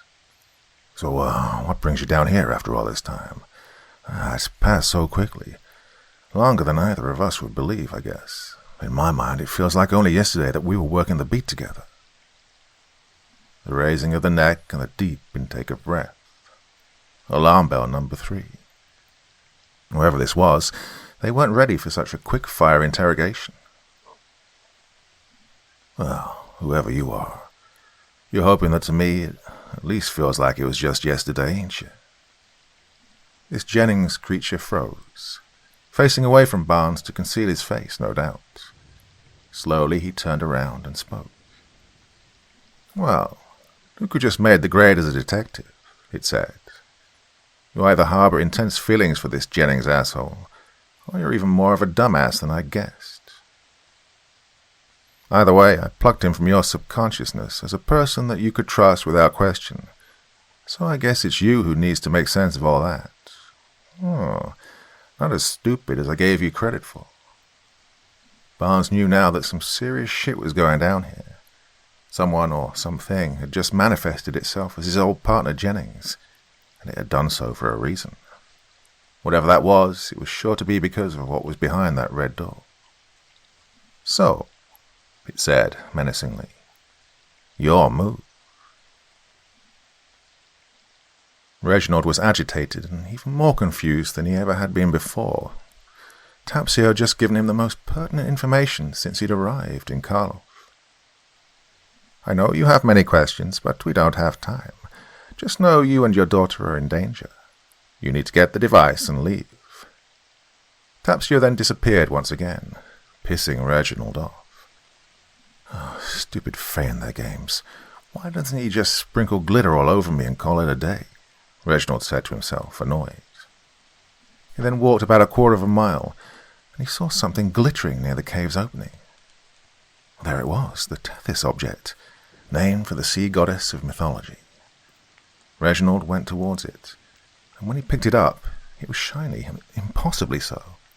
It resembled some sort of magic wand a little girl would play with, but it had hieroglyphics in some old language. It wasn't anything he recognized. It was as ancient as the beginning of humanity. He moved his hands up and down, feeling the strange etchings. He felt empty. He'd been awaiting some big climax, but none came. This was the Tethys 13 device that would change his life, and was not more interesting than a toy Star Wars lightsaber. Reginald held it, and as he did, he heard a scream. Just as he ran, he failed to notice the wand was twisting on its own, and something emerged from it, something dark and twisted. Reginald ran up another hill, and then, from a cave tucked inside of the mountain, he heard his daughter's voice. "Stop it!" Another scream. Reginald ran as fast as he could, never noticing the object in his hand was now changing. It twisted and turned in his hand, and yet he still failed to notice the object opening to reveal the bloodsuckers that lived inside it. Ellis stood watching his brother's face as he grabbed Kayla by the hair. She was shivering in the cool air, with wet hair as she failed to dress completely. Standing in only her pants and bra, she felt the same as she had when Ellis had assaulted her. Exposed, shame, hurt on all accounts. This son of a bitch was taking liberties now. He wanted to hurt her, but she also noticed he tried to hurt Emery. Why? What had happened between them? Kayla remembered them as the two top athletes in school, brothers so much like each other. Ellis, the natural, while Emery was getting there through sheer practice. Both confident, handsome, and loved by everyone. Now what she saw was something else. She wished she could just find a way to get away from Ellis. His grip was rugged, and she couldn't move in either direction. Kayla was bent back, and this time was worse than the last yank. He yanked her to his chest and held her there. He began taking off her bra. "Fuck," Kayla said to herself. "How am I going to get out of this?" Tears in her eyes, she could barely see what was about to happen. Ellis exposed her breasts. She tried to cover herself up, but she couldn't. Ellis had both of her hands behind his back. "See anything you like, brother? Nice to look at. Too bad it comes with a price." Let her go, Ellis. Stop it," Emery stuttered. "Not till you come and get a closer look." Emery gulped as he tried so hard not to look at Kayla out of respect. "Look at her, Emery. Looking at her makes you want to stick your dick between them, doesn't it?" Ellis was laughing now, and nearly let Kayla go in his fit of excited laughter. Kayla moved with a loosening of his grip. "That's what the fuck do you think you're doing? Come back here, slut." He pulled her harder into him. "Oh, just for that I'm going to have to punish you," he said in a calm voice which made it all the more sinister. "Ellis, let her go. This is fucked up, man," Emery pleaded. "Come here, brother," Ellis demanded, still in that calm voice that sent chills up both Kayla and Emery's spines. Kayla's eyes were bulging out as Ellis pulled harder on her hair. Emery approached her and his brother and looked at her as if he was saying, "I'm so sorry." "What?" Emery asked with a scowl. "Touch her. Feel her in the palm of your hands. I have to admit, for a fatty, her body's so nice. But then if you are fat, you tend to have bigger tits. I don't know what to... What do you think, Emery?" "I don't care," Emery said, looking at his brother directly in his cold blue eyes. "I said touch her," Ellis screamed, and this time he pulled out Emery's gun. Emery looked at it, trying to figure out how he'd gotten it. He had tears in his eyes as Ellis screamed at him again. "I said touch her now. Feel how soft she is." No. Emery's voice was small but certain. "I'll blow her brains out, and then maybe you'll touch her. Do you know what this bitch did to me? What she deserves? She should die for her crimes." Emery knew his brother wasn't joking. He could see it in his eyes. He was utterly bereft of all feeling. He knew how his brother had been in the past. He could be cruel, but he'd never seen him this psychotic. It scared him to death, and he was sure it was imminent. "Touch her," Ellis grabbed his brother's hand, still holding the gun, and put it on Kayla's left breast. Kayla was in shock that there was so much talk about her breasts, and for a second she wanted to laugh. It was the only way to take her mind off the callous nature of what was unfolding on her behalf. Kayla found herself wanting Emery to caress her, just to get it over with. Let Ellis have his way and maybe he'd stop. "Just touch me," Kayla said to Emery. "See, she is a slut," Ellis laughed. Emery closed his eyes and put his hand on her. Use both hands. Emery felt like he was going to go insane. "It's okay, Emery. Just do what he says," Kayla found herself saying as her hair felt like it was falling out. He cupped both of her breasts with his hands and felt he was covering her up from his brother.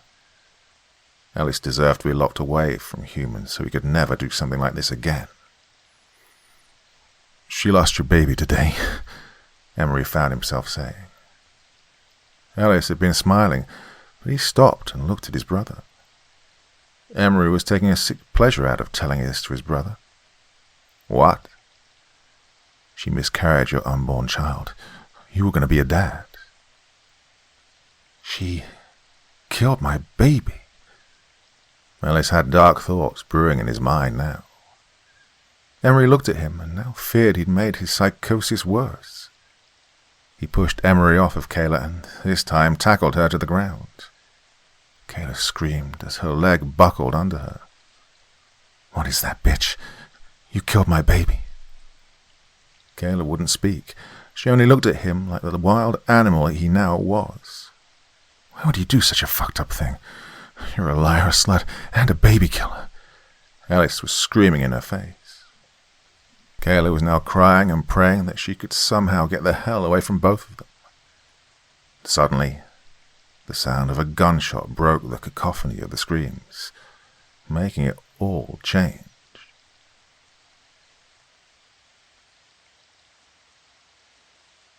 Part 7.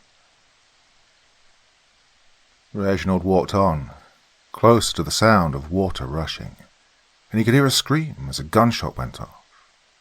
However, just as he was about to turn the corner and find Kayla with Ellis and Emery, a hole opened up inside the ground where he stood, pulling him slowly inside it like quicksand.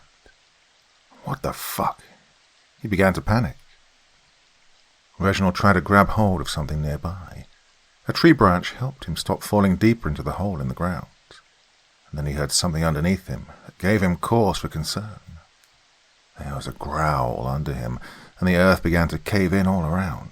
Well, something. Although he couldn't see very well from his position, hanging on for dear life, he knew it was something huge. Then he saw white fur and realized it was the same creature that had broken his fall when he initially fell into the land of Karloff. He could hold on no longer to the branch, and he fell onto the creature. Once again, the strange white monster broke his fall. Only now it was crawling out of the hole, and Reginald had no idea where it was headed. But the drop-off from the creature was high. He could break a limb trying to jump off this gigantic thing. It moaned, and then, to his horror, it began to shake the dirt from its body, and as it did so, Reginald nearly fell off. He remained the prisoner of this gigantic creature. Still holding on as best he could, he found himself nearly in tears. His daughter was in need. If ever there was a time to be brave, it was now. "Oh, jump off, you idiot. What's the worst that can happen?" he reasoned with himself. The creature began to head in the opposite direction to where Reginald wanted to go. He saw the cave where his beloved Kayla was getting smaller as the distance separating the two of them grew, increasing Reginald's fear. Emery lay on the ground. Blood spilled all around him. Ellis looked at the damage he'd done and wiped the blood splatter from his face. He stood over Emery and went through his pockets until he found the hard drive he'd been waiting for and tucked it inside his shirt pocket before rolling Emery's body over face down so he could rummage through his back pockets. It was heartless and cruel to think that these two brothers were once so close that they told each other every secret. Now Ellis viewed Emery as no better than one of the girls on that hard drive that he so desperately needed to hide. "Stop!" groaned Emery to his brother. "Too late. You had your chance, brother." It's never too late. You can still do good in the world. His voice was trailing off. Instead of thinking about his brother's words, he bent over in front of his face and held his hand over his brother's nose so that he could no longer breathe. You were supposed to be the kid brother, the one constant in my shadow, but all these years I saw you just readying yourself to outshine me, to make me look like shit. All your fucking hard work and dedication. God, I'm sick of it. I'm the wonder kid of our family, but you just wouldn't accept it, would you? Tired of your shit, bro. Well, I think it's about time it's lights out for Emery. Ellis smiled as he watched Emery squirm under him, trying with all the strength he had left in his body to get his brother off of him. It was no use, and soon a very blue-faced Emery's eyes bulged out of their sockets as he choked and spat inside of his mouth, all the blood spewing into his lungs and throat from the gunshot. The impact was horrendous. Emery had done the act at close range. Truthfully, Emery had never realized before this moment just how much he hated his younger brother, how jealous he was of what he could become. He'd been the big fish in the small pond at his high school society, but he knew how life panned out.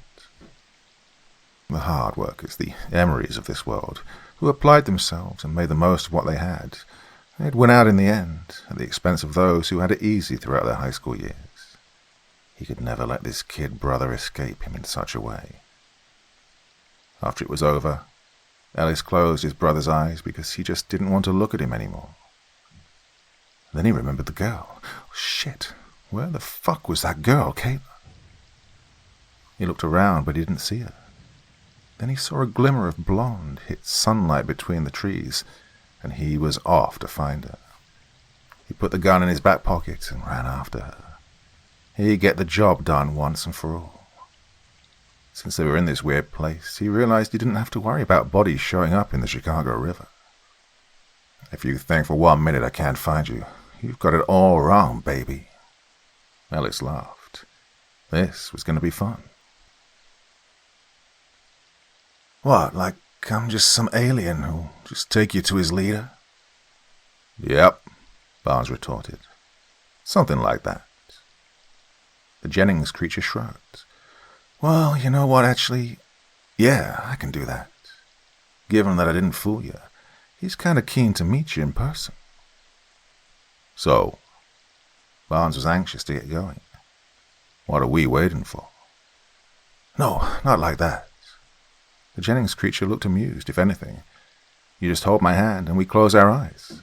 Trust me?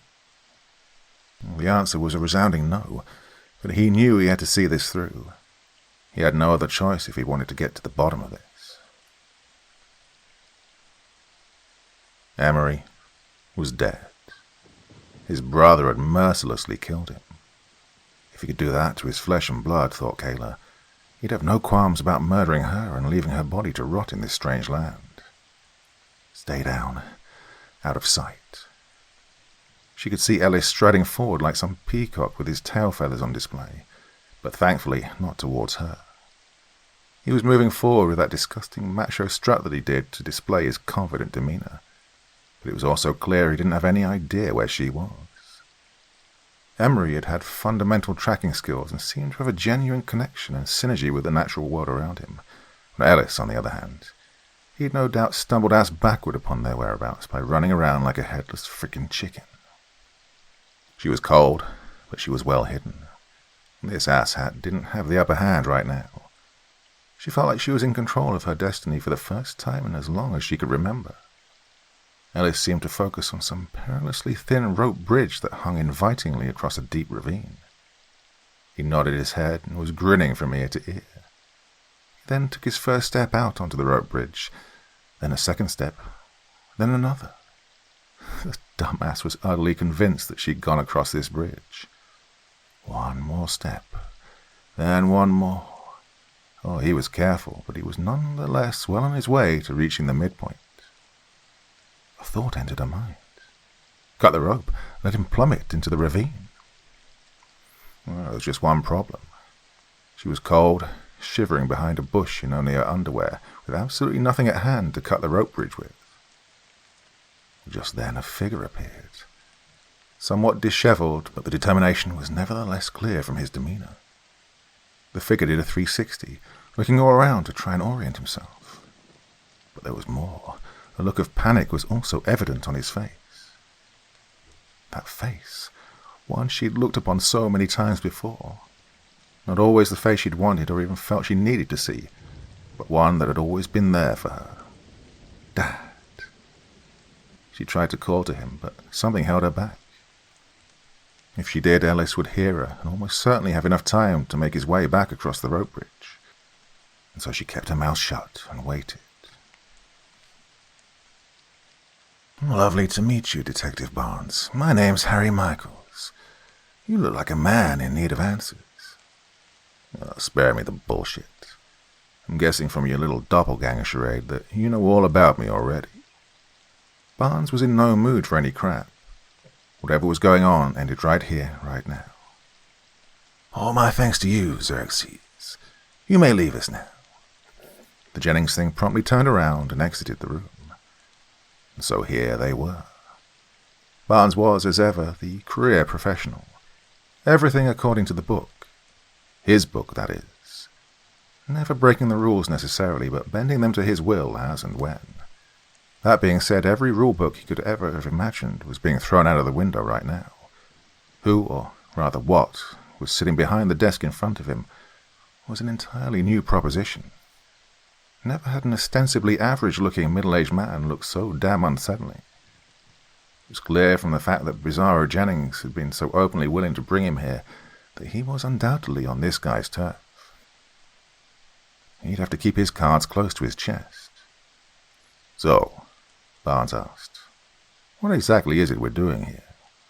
All in good time, Detective. This Harry asshole had a curious, assured expression across his face, as though he were probing Barnes for some hidden secret. He stood up from behind his desk and slowly, exaggeratedly so, moved his way out into the open expanse of the room. He stopped directly between Barnes and that spherical screen-like object that Barnes knew he'd been at great pains not to look at since this little encounter had ensued. He's subconsciously hiding that thing from me, Barnes thought to himself. Instinct told him that, whatever it was the key to this whole mystery.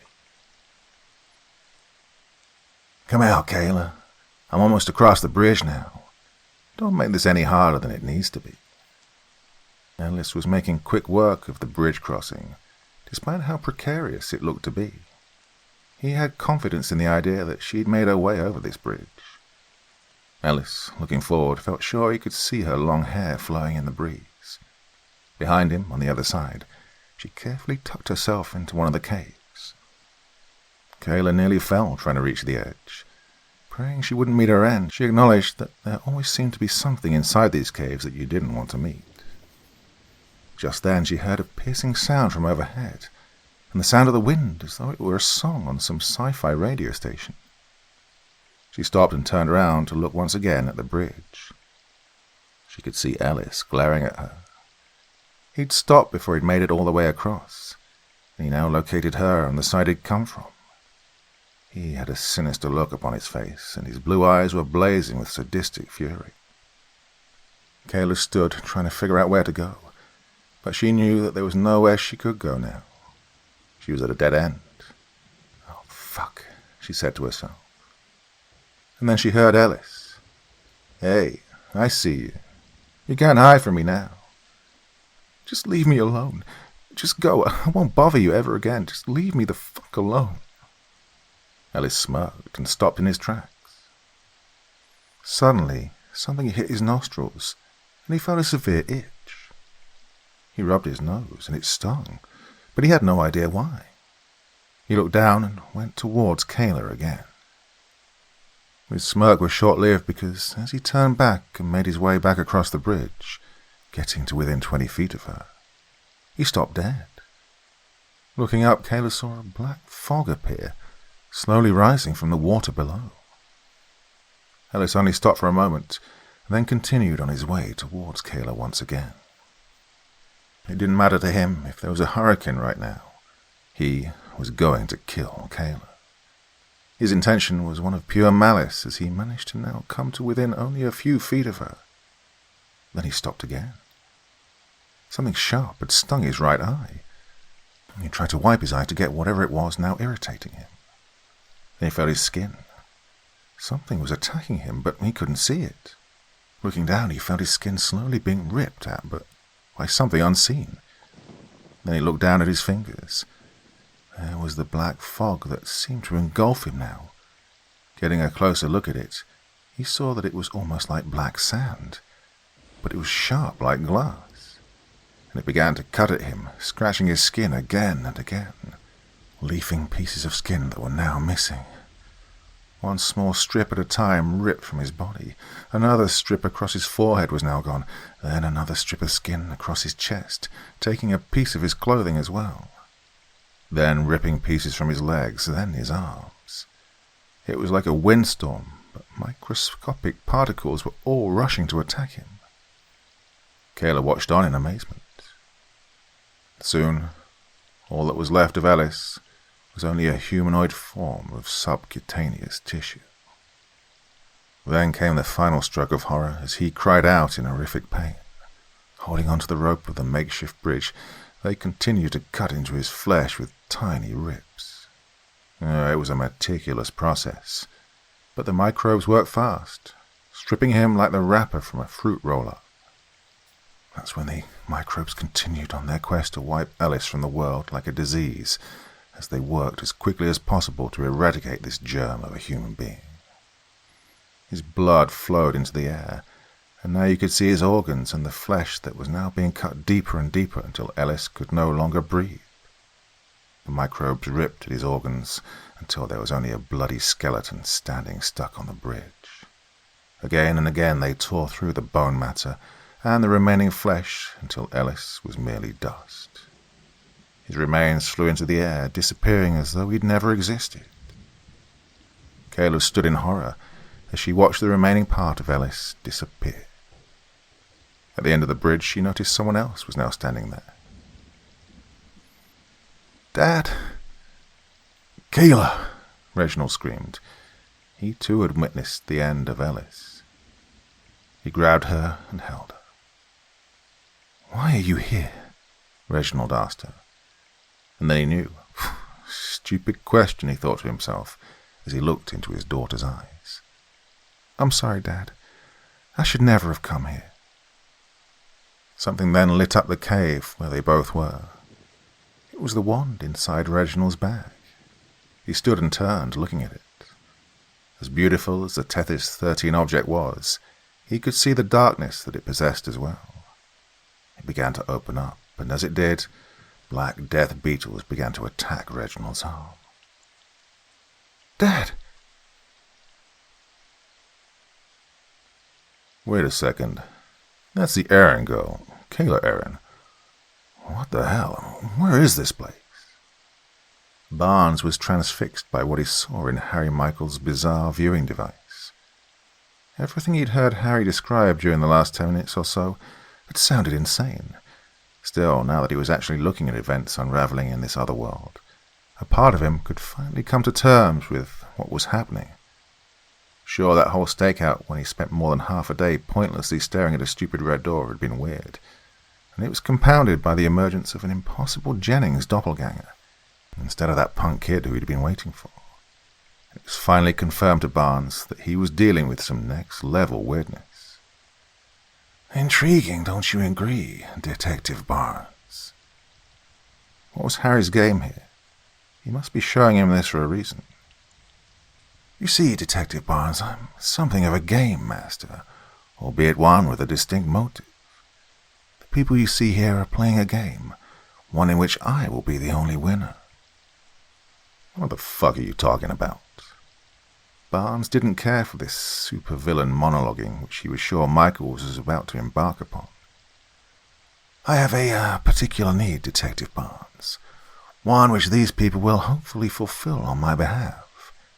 If I'm honest, they are unaware that they are there to do my bidding, but have entered into the current predicament of their own volition." "Why are you telling me all this?" Michaels rotated slowly in his luxurious moleskin office chair so that he was finally fully face to face with Barnes. Because at heart I am simply a man of business. I see an opportunity that will be mutually beneficial to myself and whoever I choose to conduct a transaction with, and I thus present you an offer. I have in my power the ability to grant you safe and easy passage into this world. In return, all I ask is that you bring me back a certain piece of equipment. Your reward for doing so? The granting of your greatest desire. Currently, those whom you gaze upon are vying for the chance to fulfill their greatest wish, but that chance could still be yours. The power of the device is in my control, but what it bestows will be that of your greatest earthly desire, should you complete your part of the deal. So what do you say, Detective Barnes?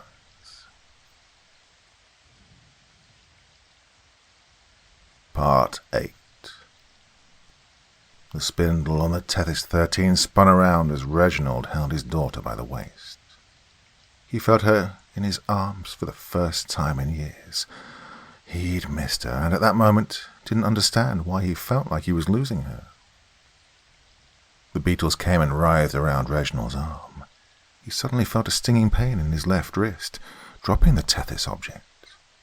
He looked at Kayla, who was startled by the fact her father had dropped it. She knew exactly what that was.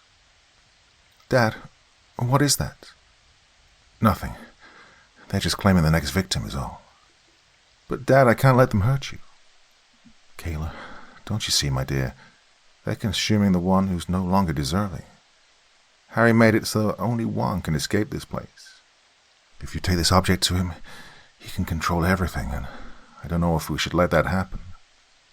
I see now why I was put here. I needed to understand what it was like to love you. I needed to know that you understood all the things I didn't do as a father. Fathers are supposed to love and protect their children. I was a miserable failure. All your life I had so many chances, and I fucked every one of them up.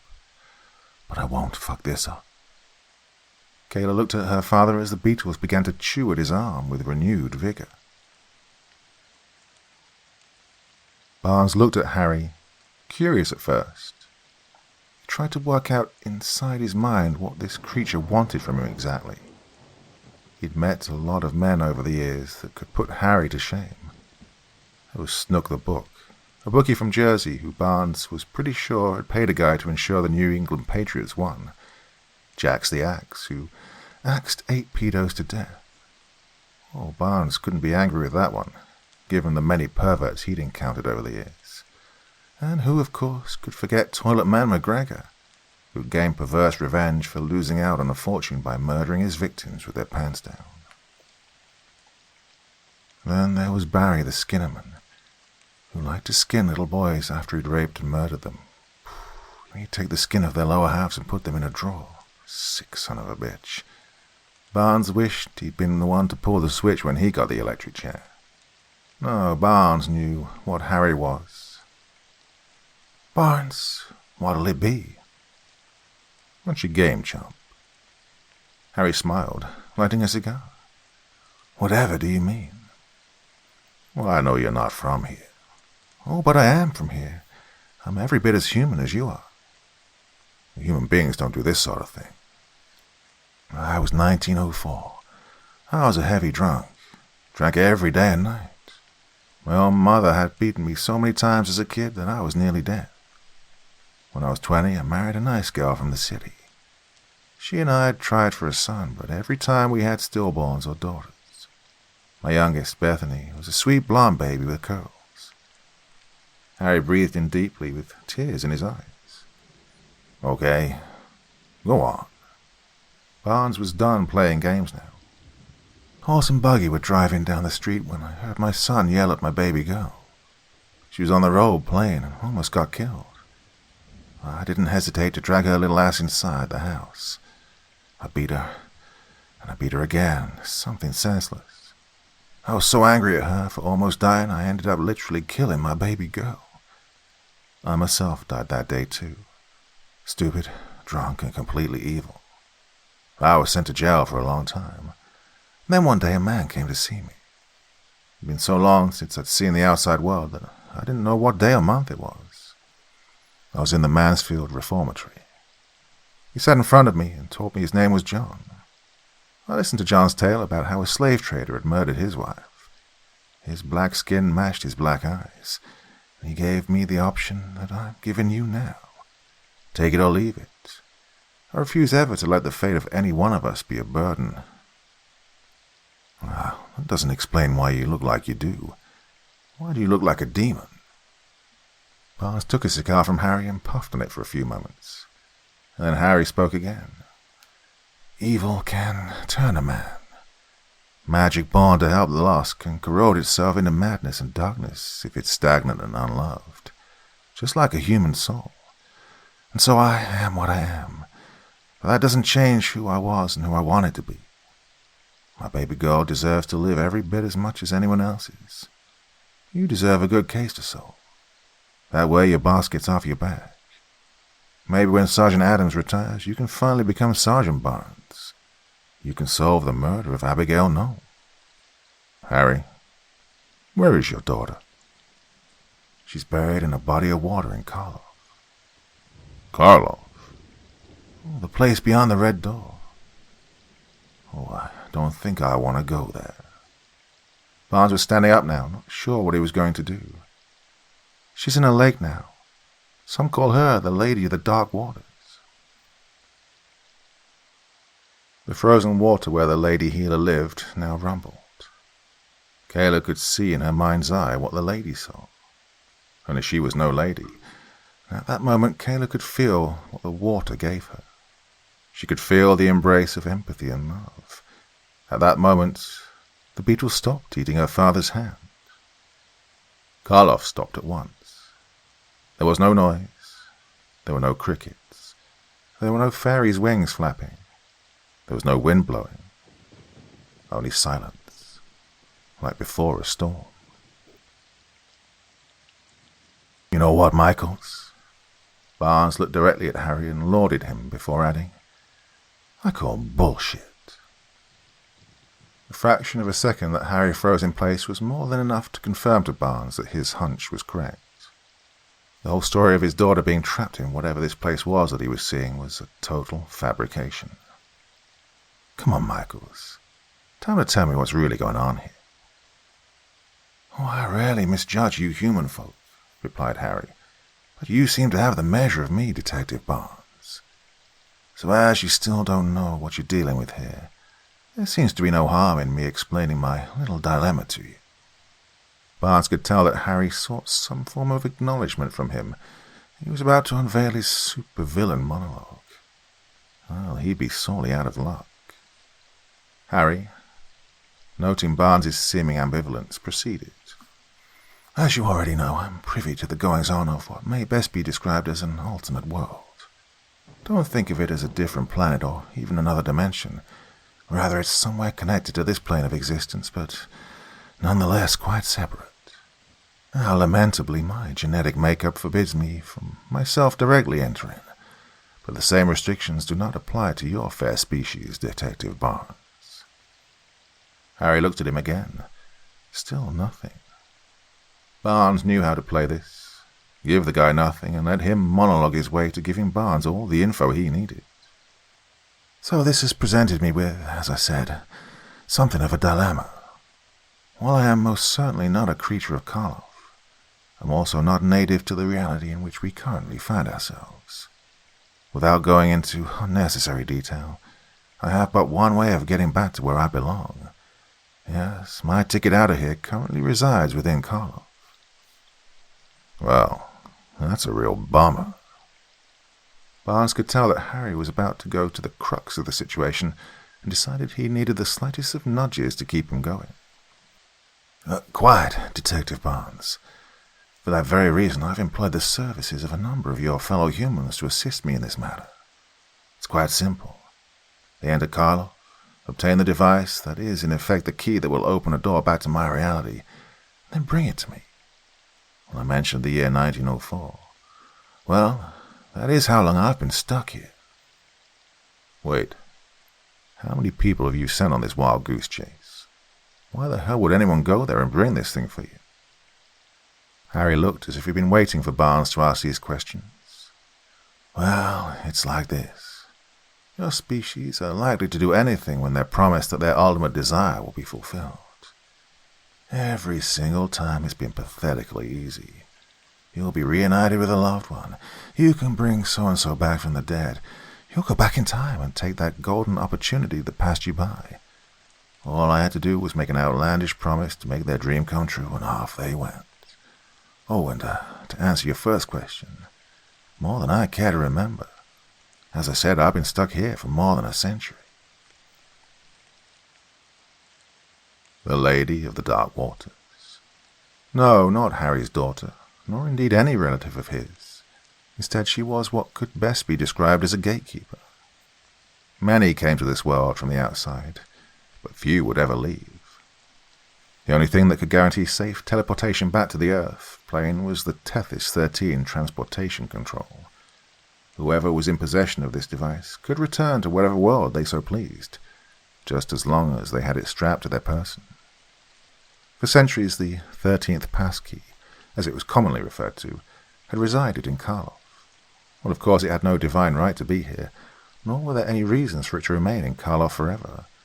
But it was, nonetheless, Yusufzai's task to watch over it and ensure that it was not destroyed or placed in harm's way. Yusufzai, the keeper of the 13th passkey. Well, of course, she'd known that this Harry character was pure trouble from the moment he'd first established contact. It was a situation she'd encountered countless times through the ages, a being trapped in a plane of existence utterly alien to them, with an aching to return to where they'd come from, but without access to a passkey. Naturally, he tried the age-old trickery and told the same falsehoods as had so many before him. Such behavior had always irked her. The key was there to assist in interdimensional travel, and all who sought help would be granted clemency. There was no reason at all to approach this situation with anything other than the absolute truth. Why did these fools feel the need to lie to her? Moreover, why did they always seem to end up in possession of the viewing devices? Her thoughts drifted.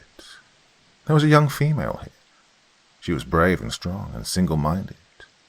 She clearly experienced pain beyond her years and survived due to her resilience. She would need to be all those qualities and much more if she was to use the device to teleport out of this world. Could she finally be the one? In fact, I can say with all certainty that you were the first to ever turn down my offer. Something unique in his time here on Earth was currently occurring. Harry simply couldn't read Barnes's emotions. This was one particular human being to be reckoned with. No one had turned down my offer previously. I'm impressed, which makes what I have to do now all the more regrettable.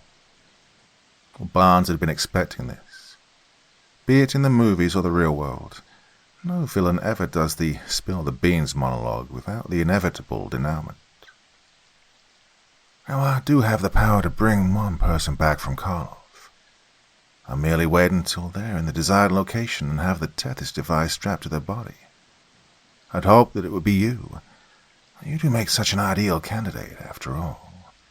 All you'd need to do is stand right here.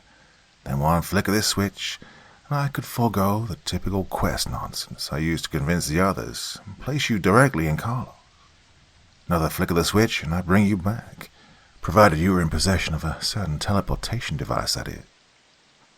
Okay, play it cool, Barnes. Such a shame, but as I'm sure you've realized, Detective Barnes, I can't let you walk out of the door knowing what you know. Barnes noticed Harry reaching into his pocket, only to retrieve a pistol. He needed to think fast. Wait, Michaels, I'm sure we can work this out. Barnes started to move slowly to his right, not purposefully toward Harry's desk, but slowly away from the spot in which he stood. He continued to move towards the window slowly. He had to hold his nerve now. This tactic nearly always worked, but you had to take your time and allow your victim to take the bait. Oh, I'm sorry, Detective. but you've had your chance. Harry then made the tiniest of first steps away from behind his desk. No doubt in his mind he was simply giving himself a chance at the cleanest of shots.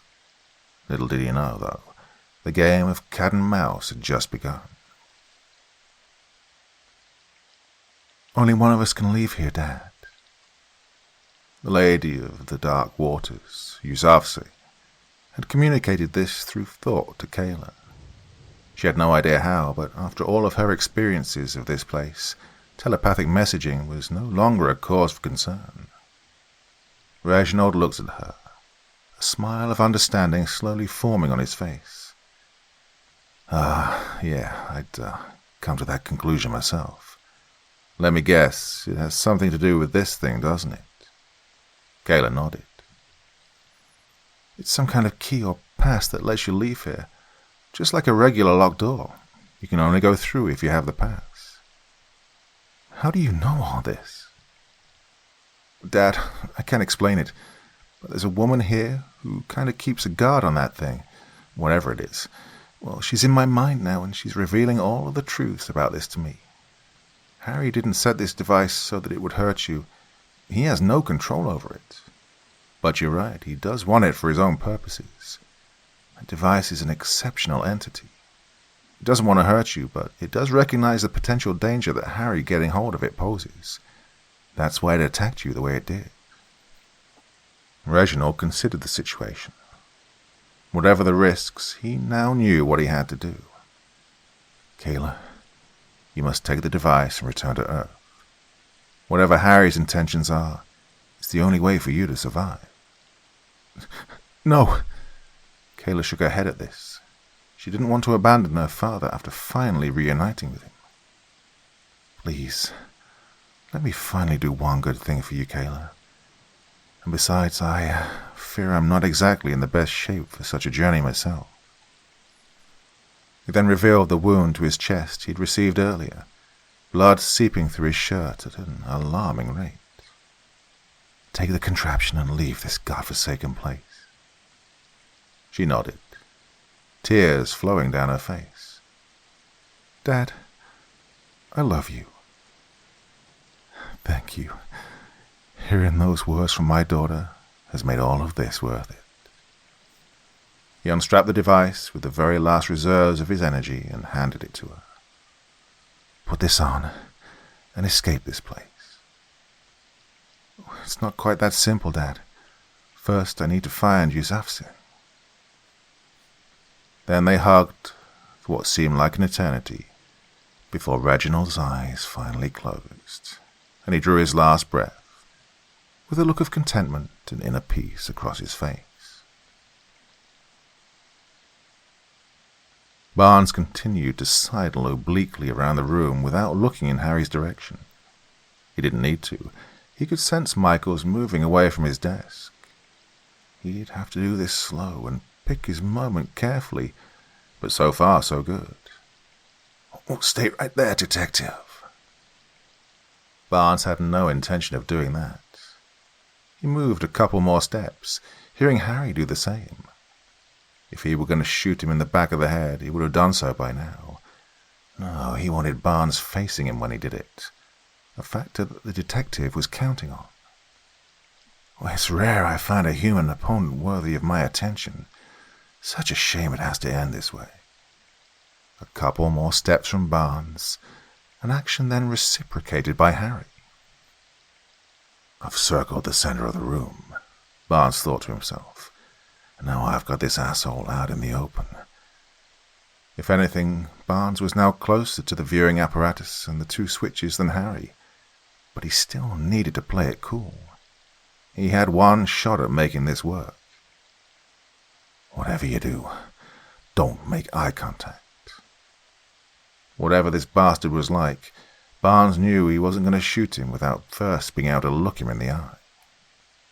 Oh, had Harry stepped onto the square in the middle of the room yet? When making his offer, he told Barnes that all he needed to do to enter Karloff was stand within the white square while he flicked the switch. Simple as that. Oh, he was close now, he must be. Barnes could tell from the way his voice resonated. Just get him to move a couple of steps more. Now it was time for one of the oldest tricks in the book. Barnes made to step forward again, clipping one foot against the other to give the impression of having stumbled over something. "Oh, damn it," Barnes snarled. "What is it?" The quickest of glances out of the corner of his eye confirmed it. Harry had allowed himself to be distracted by this stupid little stunt and moved towards him just enough to be fully inside the square. This was it. Barnes was within lunging distance of the switch.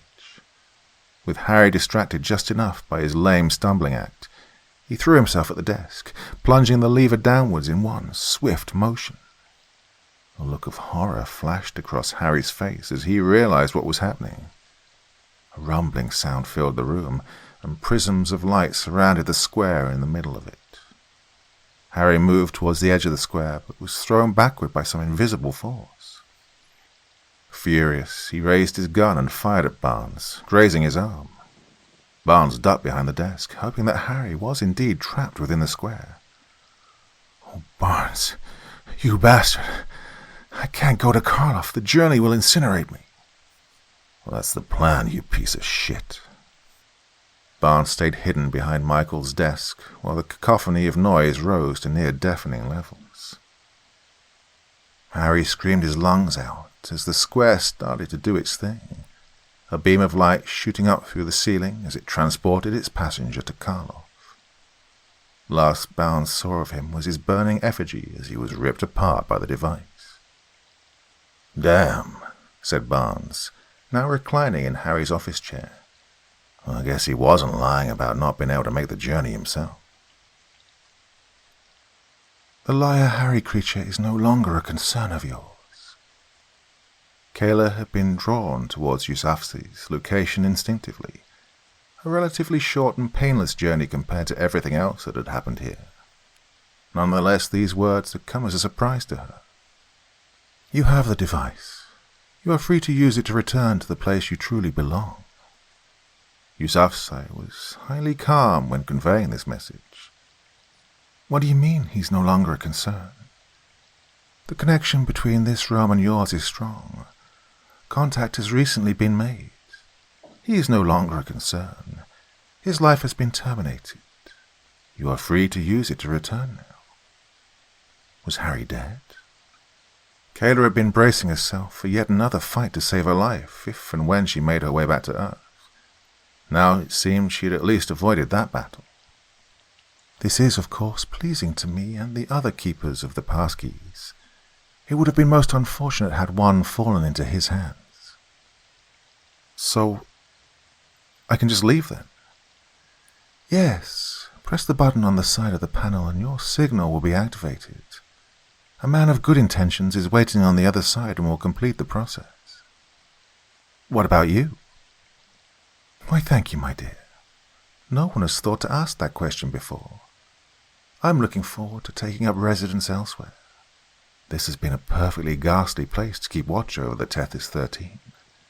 I look forward to seeing what your Earth is like." "Wait, so you're coming with me?" "Not exactly, but as keeper of the passkey for Tethys 13, I'm never too far away from it. You'll see me again soon enough."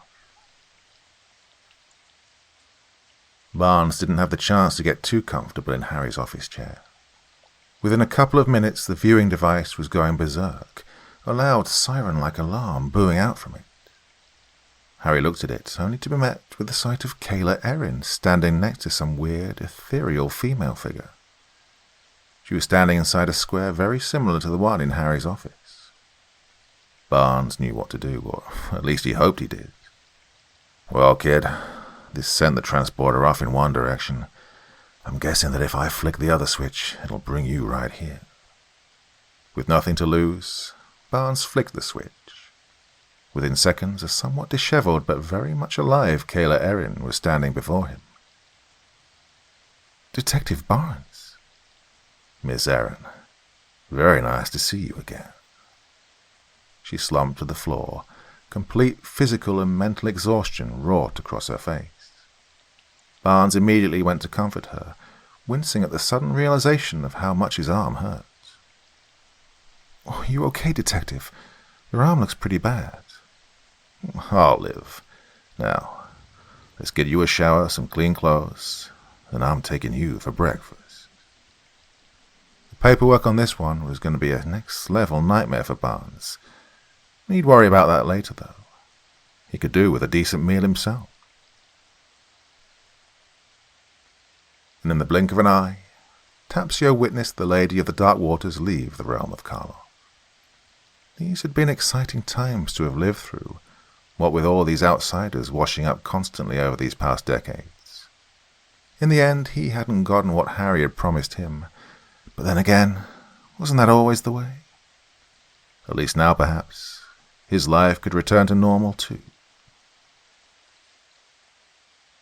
Best diner in the city for this kind of crap. Eat up, you look like you need it. Kayla did not hesitate. "Oh, and just to let you know," Barnes added, "I'm going to have to question you formally about all this. But I've got a feeling we'll both need to get our story straight before that happens." Kayla looked at him and nodded. "And, by the way," Barnes leaned in close, speaking in a little more than a whisper. "Do you know that lady sitting alone at the table in the corner? She's been watching you ever since we sat down." Kayla smiled. "Don't worry about her, Detective. Just think of her as my new guardian angel." Barnes thought better than to ask, and instead got to work on his own breakfast. As Barnes dug his fork into his eggs, he heard his phone go off. Apologetically, he looked at Kayla and answered it. "Oh, another one. I'll be right there," he said, finishing his eggs in a rush. He set down a $20 bill. "I apologize, Kayla, but work's calling me." "No, I understand. Go." She smiled up at him. Detective Barnes wished he'd not eaten so fast because he knew what awaited him. There had been another murder, and he hoped this one wasn't as gross as the last one. It had been hard to eat after seeing the body of the woman and what had happened to her skull. Barnes thought no more of it as he drove off. As he did, he felt as though someone or something was watching over him, and would be for a very long time. In the rearview mirror was a woman. Detective Barnes nearly wrecked his vehicle. It was the lady from the diner. He pulled over and turned around, but she was gone. And so Barnes drove off into the sun as it came up over the city.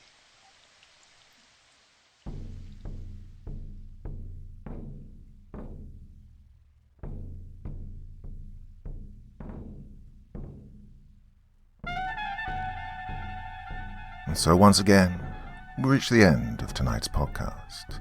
My thanks as always to the authors of those wonderful stories, and to you for taking the time to listen.